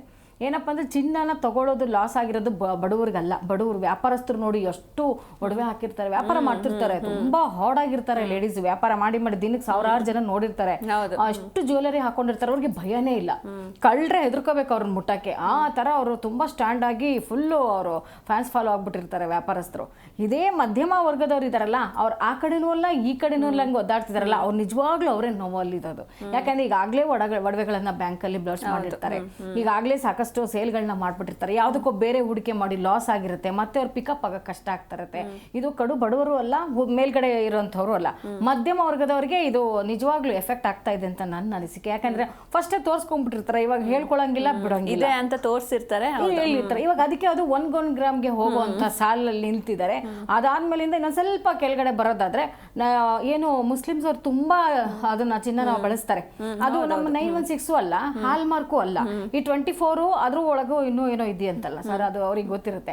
ಆ ಚಿನ್ನಗಳಿಗೆ ಇವಾಗ ಜಾಸ್ತಿ ಹೋಗ್ತಿದ್ದಾರೆ ತಗೊಳಕ್ಕೆ. ಯಾಕಂದ್ರೆ ಅದು ನಾವು ಮತ್ತೆ ಅದನ್ನ ಬ್ಲಶ್ ಮಾಡಿದಾಗ ಅರ್ಧಕ್ಕರ್ಧನೂ ಅವ್ರು ದುಡ್ಡು ಕೊಡಲ್ಲ ಕಷ್ಟಕ್ಕೆ. ಯಾಕಂದ್ರೆ ಅದು 916 ಅಲ್ಲ, ಹಾಲ್ ಮಾರ್ಕು ಅಲ್ಲ, ಅದ್ರಲ್ಲಿ ಯಾವ ಇನ್ಶಿಲೂ ಇರಲ್ಲ. ಅವ್ರ ಸೇಟುಗಳೇ ಹೇಳ್ಬಿಡ್ತಾರೆ, ಇನ್ಶಿಲ್ ಯಾವ್ದು ಇಲ್ಲ, ಇದು ಆ ಚಿನ್ನ ಈ ಚಿನ್ನ, ಇದು ಮುಸ್ಲಿಮ್ಸ್ ಚಿನ್ನ ಅಂತಾನೆ ಹೆಸರಿಗೆ ಕೊಟ್ಟಿದ್ದಾರೆ. ಯಾಕಂದ್ರೆ ಅವ್ರು ಏನ್ ಗೊತ್ತಾ, ಅವ್ರು ಆಡಂಬರಕ್ಕೋಸ್ಕರ ಹಾಕೊಳ್ಳೋದಲ್ಲ, ಚಿನ್ನ ತಗೋಬೇಕು, ಶಾಸ್ತ್ರಕ್ಕೆ ಕೊಡಬೇಕು ಅನ್ನೋಕ್ಕೋಸ್ಕರ ತಗೊಳ್ತಾರೆ. ಯಾಕಂದ್ರೆ ಅವ್ರು 1-2 ಅಲ್ಲ, ಸಾಕಷ್ಟು ಆಭರಣಗಳನ್ನ ಕೊಡ್ಲೇಬೇಕಾದ ಪದ್ಧತಿ ಇದೆ ಅವರಿಗೆ. ಆ ಪದ್ಧತಿ ಉಳಿಸ್ಕೊಳ್ಳೋಕ್ಕೋಸ್ಕರ ಮಾಡ್ತಿದ್ದಾರೆ. ಅದೇ ತರ ನಮ್ಮವ್ರು ಹಾಗೆ ಮಾಡಕ್ ಆಗಲ್ವಲ್ಲ. ಈಗ ಈ ಪರಿಸ್ಥಿತಿ ಕರೋನಾ ಬಂದಾಗಿಂದ ಬಿಸ್ನೆಸ್ ಲಾಸ್ ಆಗಿರೋದು ಒಂದು ದೊಡ್ಡ ಮಟ್ಟದ ಶಾಕ್ ಆಗಿದ್ರೆ, ಈಗ ಚಿನ್ನದ ಬೆಲೆ ಏರಿಕೆ ಆಗಿದೆ, ಇನ್ನೊಂದು ಶಾಕ್ ಅಲ್ಲಿ ಜನಗಳಿದ್ದಾರೆ. ಯಾಕಂದ್ರೆ ನಾವು ಹಾಕೊಂಡು ಮೆರೆಯೋದಕ್ಕೆ ಆಗದೆ ಇರ್ಬೋದು, ಕಷ್ಟಕ್ಕೂ ಕಷ್ಟ ಆಗ್ತಾ ಇದೆ. ಸಾಲದಲ್ಲಿ ಸಾಲ ಮೇಲೆ ಸಾಲ ಆಗ್ತಾ ಇರೋದ್ರಿಂದ ಚಿನ್ನದ ಬೆಲೆ ಏರಿಕೆನ ಹೇಗಾದ್ರೂ ಮಾಡಿ ಕಮ್ಮಿ ಮಾಡಬೇಕು. ಇಲ್ಲ ಚಿನ್ನ ತಗೊಳಕ್ಕಾದ್ರೂ ಲೋನ್ ಕೊಡಬೇಕು, ಅಥವಾ ಈ ಒಂದು ಮಜಾರಿ ಹೇಳ್ದಂಗೆ ಏನ್ ಸ್ಕೀಮ್ಗಳಿದಾವೋ ಅದು ಕೈಗೆ ಎಟ್ಕೋ ಹಾಗೆ ಈ ಜ್ಯುವೆಲರಿ ಶಾಪ್ ಓನರ್ಗಳು, ಸೇಟುಗಳು ಇಂಥವರೆಲ್ಲ ವ್ಯವಸ್ಥಿತವಾಗಿ ಪ್ರತಿ ಮನೆಗೂ ಅಥವಾ ಪೇಪರ್ನಲ್ಲಿ ಟಿವಿನಲ್ಲಿ ಆಡ್ ಕೊಟ್ಟು ಜನಗಳಿಗೆ ಒಂದು ದಾರಿ ಮಾರ್ಗ ಕೊಡಬೇಕು ಅನ್ನೋದು ನಮ್ಮ ಒಂದು ಬೇಡಿಕೆ. ಓಕೆ, ಈ ಬಗ್ಗೆ ಮಾತಾಡೋಣ. ಚಿನ್ನದ ಬೆಲೆ ದಿನದಿಂದ ದಿನಕ್ಕೆ ಏರಿಕೆ ಆಗ್ತಾ ಇದೆ. ಚಿನ್ನದ ರೇಟ್ ಅಂದ್ರೆ ಈ ಗೋಲ್ಡ್ ರೇಟ್ ಕಮ್ಮಿ ಆಗೋದೇ ಇಲ್ವಾ? ಆಗೋದಾದ್ರೆ ಯಾವಾಗ ಆಗುತ್ತೆ? ಈ ಬಗ್ಗೆ ಕೂಡ ಮಾತಾಡೋಣ. ನಮ್ಮ ಜೊತೆ ಹರೀಶ್ ಸರ್ ಕೂಡ ಇದ್ದಾರೆ. ಹರೀಶ್ ಸರ್, ಇನ್ನು ಈ ಸ್ಟಾಕ್ ಮಾರ್ಕೆಟ್ ಅಲ್ಲಿ ಇಂಟ್ರೆಸ್ಟ್ ಇರೋರು ಈ ಚಿನ್ನದ ಮೇಲೆ ಹೂಡಿಕೆ ಮಾಡಬಹುದಾ, ಹೇಗೆ ಅಂತ? ಈ ಸ್ಟಾಕ್ ಮಾರ್ಕೆಟ್ ನೀವು ಇದು ಮಾಡ್ಬೇಕಂದ್ರೆ ಸ್ವಲ್ಪ ಅದಕ್ಕೆ business knowledge, economic knowledge, what is happening. Stock market ಕೂಡ ಯಾವುದೋ ಒಂದು ಕಂಪನಿಯ ಪರ್ಫಾರ್ಮೆನ್ಸ್ ಮೇಲೆ ಡಿಪೆಂಡ್ ಆಗೋದಲ್ಲ. ಸ್ಟಾಕ್ ಮಾರ್ಕೆಟ್ ಮಾತ್ರ it is dependent on various other factors. ಒಂದು ಕಂಪನಿಯ ಶೇರು ಹೆಚ್ಚಾಗುತ್ತಾ ಕಡಿಮೆ ಆಗುತ್ತಾ ಅನ್ನೋದು ಕಂಪನಿ ಪರ್ಫಾರ್ಮೆನ್ಸ್ ಮೇಲೆ ಮಾತ್ರ ಅಲ್ಲ, ಒಂದು ಇಂಡಸ್ಟ್ರಿ ಹೇಗೆ ಪರ್ಫಾರ್ಮ್ ಆಗ್ತಿದೆ ಮತ್ತು ಆ ದೇಶ ಹೇಗೆ ಪರ್ಫಾರ್ಮ್ ಮಾಡ್ತಿದೆ, ಇದೆಲ್ಲ ಮೇಲೂ ಡಿಪೆಂಡ್ ಆಗುತ್ತೆ. ಇದ್ರ ಬಗ್ಗೆ ಎಲ್ಲ ನಾವು ಒಂದು ವಾಟ್ ಯು ಸೇ ಒಂದು ಜಡ್ಜ್ಮೆಂಟ್ ನಮಗೆ ಬೇಕು ಅಂದ್ರೆ we should read a lot about stock market, business performance, economic news, ಇದ್ರ ಬಗ್ಗೆ ಎಲ್ಲ ನಮ್ಗೆ ಗೊತ್ತಿರಬೇಕು. ಇದು ಎಲ್ಲರಿಗೂ ಸಾಮಾನ್ಯವಾಗಿ ಮಾಡಕ್ ಆಗೋದಿಲ್ಲ. ಅದರಿಂದನೇ ಸ್ಟಾಕ್ ಮಾರ್ಕೆಟ್ ಅಲ್ಲಿ ಇನ್ವೆಸ್ಟ್ ಮಾಡಿ ಅದರಿಂದ ದುಡ್ಡು ಕಳ್ಕೊಳ್ಳೋರ ಸಂಖ್ಯೆ ಬಹಳ ಜಾಸ್ತಿ ಆಗಿದೆ. ಸ್ಟಾಕ್ ಮಾರ್ಕೆಟ್ ಅಲ್ಲಿ ಇನ್ವೆಸ್ಟ್ ಮಾಡಿ ನಾನು ದುಡ್ಡು ಜಾಸ್ತಿ ಸಂಪಾದನೆ ಮಾಡಿದೀನಿ ಅನ್ನೋರು ಸಂಖ್ಯೆ ಬಹಳ ಕಡಿಮೆ ಇರ್ಬೋದು, ದುಡ್ಡು ಕಳ್ಕೊಂಡವ್ರ ಸಂಖ್ಯೆ ಜಾಸ್ತಿ ಇದೆ. So safest option two invest ಅಂದ್ರೆ ಇವತ್ತು ಇರೋ ಇದರಲ್ಲಿ ಗೋಲ್ಡ್. ನಮ್ ಕೈಯಲ್ಲಿ ಒಂದು 20,000 ಇದೆ, 25,000 ಇದೆ ಅಂದ್ರೆ ಒಂದು ಕಾಯಿನ್ ತಗೊಂಡು ಮನೆಯಲ್ಲಿ ಇಟ್ಕೊಂಡ್ರೆ ಅದು ಗೋಲ್ಡ್ ಡಬಲ್ ಆಗುತ್ತೆ. ಈಗಿರೋ ನೋಡಿ ನಾನು ಜಸ್ಟ್ ಒಂದು ತಿಂಗಳ ಹಿಂದೆ gold ತಗೊಂಡಿದ್ರೆ 1 sovereign of gold if I would have bought, I would have got 20,000 22,000 profit this month. So ಅಷ್ಟು 83,000 ಏನೋ ಇತ್ತು, ಈಗ 1 ಲಕ್ಷ ಚಿಲ್ಲರೆ ಬಂದಿದೆ. So safest option two invest is always gold ಅನ್ನೋದು ನನ್ನ ನಂಬಿಕೆ. ಸ್ಟಾಕ್ ಮಾರ್ಕೆಟ್ ನೀವು ಎಷ್ಟೇ ಸೇಫೆಸ್ಟ್ ಕಂಪನಿಯಲ್ಲಿ ಇನ್ವೆಸ್ಟ್ ಮಾಡಿದ್ರು ನೀವು ಹೇಳಕ್ಕಾಗಲ್ಲ what will be happen to that company. ಇನ್ನು ಹೇಳ್ಬೇಕಂದ್ರೆ ನಾನು ಹೆಸರುಗಳು ಮತ್ತು ಕಂಪನಿ ಹೆಸರುಗಳು ಯಾವ್ದು ಇಲ್ಲಿ ಮೆನ್ಷನ್ ಮಾಡಕ್ ಇಷ್ಟ ಇಲ್ಲ, ಇಂಡೈರೆಕ್ಟ್ ಆಗಿ ಹೇಳ್ತೀನಿ. ಸೇಫೆಸ್ಟ್ ಕಂಪನಿ ಅಂತ ಈ ದೇಶದಲ್ಲಿ ಎಲ್ಲಾ ಪ್ರಾಜೆಕ್ಟ್ಗಳು ಅವ್ರಿಗೆ ಹೋಗ್ತಿದೆ ಅನ್ನೋ ಕಂಪನಿಗಳು ಕೂಡ ಸಾಲ ಆಗಿ ಅವ್ರ ಅಣ್ಣ ಮತ್ತೆ ಅವ್ರನ್ನ ಬೈಲ್ಔಟ್ ಮಾಡೋ ಪರಿಸ್ಥಿತಿ ಈ ದೇಶದಲ್ಲಿ ಬಂದಿರೋದನ್ನ ನಾವು ನೋಡ್ಬೋದು. ಆ ಕಾಫಿ ಚೈನ್ ನ ಮಾಲೀಕರು ಸೂಸೈಡ್ ಮಾಡ್ಕೊಂಡ್ರು. ಅದರಿಂದ ಇನ್ನೂ ಅವರು ಆಲ್ರೆಡಿ ಲಾಸ್ ಅಲ್ಲಿದ್ದ ಶೇರ್ ವ್ಯಾಲ್ಯೂ ಇನ್ನೂ ಲಾಸ್ ಆಯ್ತು, ಅದರಿಂದ ದುಡ್ಡು ಕಳ್ಕೊಂಡವರು ಸುಮಾರು ಜನ ಇದ್ದಾರೆ. So best option is to invest in gold. Stock market ಅಲ್ಲಿ ಇನ್ವೆಸ್ಟ್ ಮಾಡೋರು I don't know what belief system they have, but as a traditional middle class belief system ಆಗಿ ನಾವೆಲ್ಲ ಮಿಡಲ್ ಕ್ಲಾಸ್ ಬ್ಯಾಕ್ ಗ್ರೌಂಡ್ ಇಂದ ಬಂದವರು, ನಮ್ಮ belief system ಹೇಗಿದೆ ಅಂದ್ರೆ ಎಷ್ಟೇ ನಾವು ಓದಿದ್ರು, ಎಷ್ಟೇ ನಾವು ಟೆಕ್ನಾಲಜಿಕಲ್ ಅಡ್ವಾನ್ಸ್ಮೆಂಟ್ ಇದ್ರು ನಮ್ದು ಸೇಫೆಸ್ಟ್ ಆಪ್ಷನ್ ಯಾವ್ದಂದ್ರೆ ಗೋಲ್ಡ್. ಯಾಕಂದ್ರೆ ನಾನು ಸ್ಕೂಲಿಂಗ್ ಮುಗಿಸಿ ಇಂಜಿನಿಯರಿಂಗ್ ಕಾಲೇಜಿನಲ್ಲಿ ಸೀಟ್ ಸಿಗುವಾಗ ಅದನ್ನ ಫೀಸ್ ಕಟ್ಲಿಕ್ಕೆ ದುಡ್ಡು ಇರ್ಲಿಲ್ಲ ಮನೆಯಲ್ಲಿ. ಅವಾಗ ಇಮಿಡಿಯೇಟ್ ಆಗಿ ನಮ್ಮ ಅಮ್ಮ ಅವ್ರ ಗೋಲ್ಡ್ ನ ಕೊಟ್ಟು ಇನ್ನ ಹೋಗಿ ಅಂಗಡಿಯಲ್ಲಿ ಸೇಟ್ ಅಂಗಡಿಯಲ್ಲಿ ಇಟ್ಟು ಕಾಲೇಜ್ ಫೀಸ್ ಕಟ್ಟು ಅನ್ನೋ ಒಂದು ಇದೆಲ್ಲ ನಮಗೆ ಅನುಭವಗಳೆಲ್ಲ ಇರೋದ್ರಿಂದ ಸೊ ಇಟ್ ಇಸ್ ಆಲ್ವೇಸ್ ನಾವೆಲ್ಲ emotionally we are connected with gold ಅಂತಾನೆ ಹೇಳ್ಬೋದು. ಅದನ್ನ ಎಷ್ಟೇ ಸೈಂಟಿಫಿಕಲ್ ಜಡ್ಜ್ಮೆಂಟ್ ಗಳು ಇದ್ರು ಆ ಎಮೋಷನಲ್ ಜಡ್ಜ್ಮೆಂಟ್ ಗೆ ಒಂದು ಬೆಲೆ ನಮ್ಮ ದೇಶದಲ್ಲಿ ಇದೆ. ಗೋಲ್ಡ್ ನ ನಮ್ಮ ದೇಶದಲ್ಲಿ ಒಂದು ಇನ್ವೆಸ್ಟ್ಮೆಂಟ್ ಆಗನೆ ನೋಡ್ತಿದ್ದಾರೆ. ನನ್ನ ಹಿಂದೆ ಮಾತಾಡೋ ಮೇಡಮ್ ಅವರು ಹೇಳಿದ್ರಲ್ವಾ. So it is not just ಅಲಂಕಾರ, ಒಂದು ಆರ್ನಮೆಂಟ್ ಅಂತ ಯಾರು ನೋಡೋದಿಲ್ಲ. ಬೇರೆ ದೇಶಗಳಿಗೆ ಹೋದ್ರೆ it is just an ornament. ಇಲ್ಲಿ ಅದನ್ನ ಇವರು ಒಂದು ಇನ್ವೆಸ್ಟ್ಮೆಂಟ್ ಆಗಿ ನೋಡ್ತಾರೆ. ಎಸ್ಪೆಷಲಿ ಸೌತ್ ಇಂಡಿಯಾದಲ್ಲಿ ನೀವು ಒಂದು ಡೇಟಾ ಪಾಯಿಂಟ್ ಹೇಳ್ಬೇಕಂದ್ರೆ school admission time, college admission ಟೈಮ್ಗಳಲ್ಲೆಲ್ಲ ನೀವು ನೋಡಿದ್ರೆ ಗೋಲ್ಡ್ ಮಾರ್ಗೇಜ್ ಇಡೋರು ಜಾಸ್ತಿ ನಂಬರ್ ಆಗ್ತಿದೆ ಅಂತ ಹೇಳ್ತಿದ್ದಾರೆ. ಸೊ ನಾವು ಎಜುಕೇಶನ್ ಅನ್ನೋದು ಒಂದು ಇನ್ವೆಸ್ಟ್ಮೆಂಟ್ ಆದ್ರೆ ಆ ಎಜುಕೇಶನ್ ಇನ್ವೆಸ್ಟ್ಮೆಂಟ್ ಗೆ ಒಂದು ಬೇಸಿಕ್ ಇನ್ವೆಸ್ಟ್ಮೆಂಟ್ ಆಗಿ ಗೋಲ್ಡ್ ನಮ್ಮ ದೇಶದಲ್ಲಿ ಇದೆ ಅನ್ನೋದನ್ನ ನಾವು ಅರ್ಥ ಮಾಡ್ಕೋಬೇಕು. ಇನ್ನೊಂದು ಹೇಳ್ಬೇಕಂದ್ರೆ ತಮಿಳ್ನಾಡಿನಲ್ಲಿ ಜಯಲಲಿತಾ ಗವರ್ಮೆಂಟ್ ಇದ್ದಾಗ ಏನ್ ಒಂದು ಅವರು ಮ್ಯಾನಿಫೆಸ್ಟೋದಲ್ಲೆಲ್ಲ ಒಂದು ಇದು ಕೊಟ್ರು ಅಂದ್ರೆ, ನಾನ್ ಅಧಿಕಾರಕ್ಕೆ ಬಂದ್ರೆ ಪ್ರತಿ ಮಗುಗೆ ನಾವು ತಾಲಿಗೆ 1 ಗ್ರಾಮ್ ಚಿನ್ನ ಕೊಡ್ತೀನಿ ಅಂತ ಹೇಳಿ ಆ ಒಂದು ಸ್ಕೀಮ್ ನ ಅವರು ಮ್ಯಾನಿಫೆಸ್ಟೋದಲ್ಲಿ ಹೇಳಿ ಅವರು ಗೆದ್ರು, ಎಲೆಕ್ಷನ್ ಗೆದ್ರು. ತಾಲಿಗೆ ಪ್ರತಿ ಹೆಣ್ಮಗುಗೂ ಮದುವೆಗೂ ತಾಲಿಗೆ 1 ಗ್ರಾಮ್ ಚಿನ್ನವನ್ನು ಕೊಡ್ತೀನಿ ಅಂತ ಅವರು ಒಂದು ಭರವಸೆ ಕೊಟ್ಟು, ಆ ಭರವಸೆ ಮೇಲೆ ಜನ ನಂಬಿಕೆ ಇಟ್ಟು ಅವರು ಅಧಿಕಾರಕ್ಕೆ ಬಂದ್ರು. ಆದ್ಮೇಲೆ ಆ ಸ್ಕೀಮ್ಗಳು ಸುಮಾರು 20 ವರ್ಷ ಸ್ಕೀಮ್ ಜಾರಿಯಲ್ಲಿತ್ತು. ಈಗ ಅದು ಜಾರಿಯಲ್ಲಿ ಇಲ್ಲ, ಬಟ್ 20 ವರ್ಷ scheme, not 15 years the scheme was running. So ಇಷ್ಟು ಅಟ್ಯಾಚ್ಮೆಂಟ್ ಜನಕ್ಕೆ ಇರುವಾಗ more than stock market, I would prefer, not just me, most of the people who are coming from this emotional attachment with gold, the middle class people will prefer gold investment ಅನ್ನೋದೇ ನನ್ನ ಅಭಿಪ್ರಾಯ. Yes sir, ನಿಮ್ಮ ಜೊತೆ ಮಾತಾಡ್ತೀನಿ. ಇನ್ನು Sridhar sir, ಈಗ ಜನಸಾಮಾನ್ಯರು ಈಗ ಒಂದು ಜ್ಯುವೆಲ್ರಿ ತಗೊಳ್ಬೇಕು ಅಂತಂದ್ರೆ, ಅಂದರೆ 5 ವರ್ಷ ಬಿಟ್ಟು ಮಗಳು ಮದುವೆ ಇರುತ್ತೆ ಅಥವಾ ಒಂದು 2 ವರ್ಷ ಬಿಟ್ಟು ಮಗಳು ಮದುವೆ ಮಾಡೋಕ್ಕೆ ಹೊರಟಿರ್ತಾರೆ, ಅಂಥವರು ಏನೆಲ್ಲ ಪ್ಲ್ಯಾನ್ಸ್ಗಳನ್ನ ಇವಾಗಿಂದನೇ ಮಾಡ್ಕೊಳ್ಬೇಕು ಅಂತ? ಇಂಟ್ರೆಸ್ಟಿಂಗ್. ಇದು ಏನಾಗಿರುತ್ತೆ, ನಮ್ಮ ಎಕ್ಸ್ಪೀರಿಯನ್ಸೇ. ಒಂದು ದೊಡ್ಡ ಮಗಳಿಗೆ ಅವರು ಆವಾಗ ಒಂದು 20 ಲಕ್ಷ 30 ಲಕ್ಷ ಖರ್ಚು ಮಾಡಿ 1 kg ಕೊಟ್ಟಿರ್ತಾರೆ. ಇವಾಗ 2ನೇ ಮಗಳಿಗೆ ಅದು ಕೊಡಬೇಕು ಅಂದರೆ ಅದು 200-300 ಗ್ರಾಮ್ ಅರ್ಧ kg ಒಳಗಡೆ ಬಂದುಬಿಟ್ಟಿರುತ್ತೆ.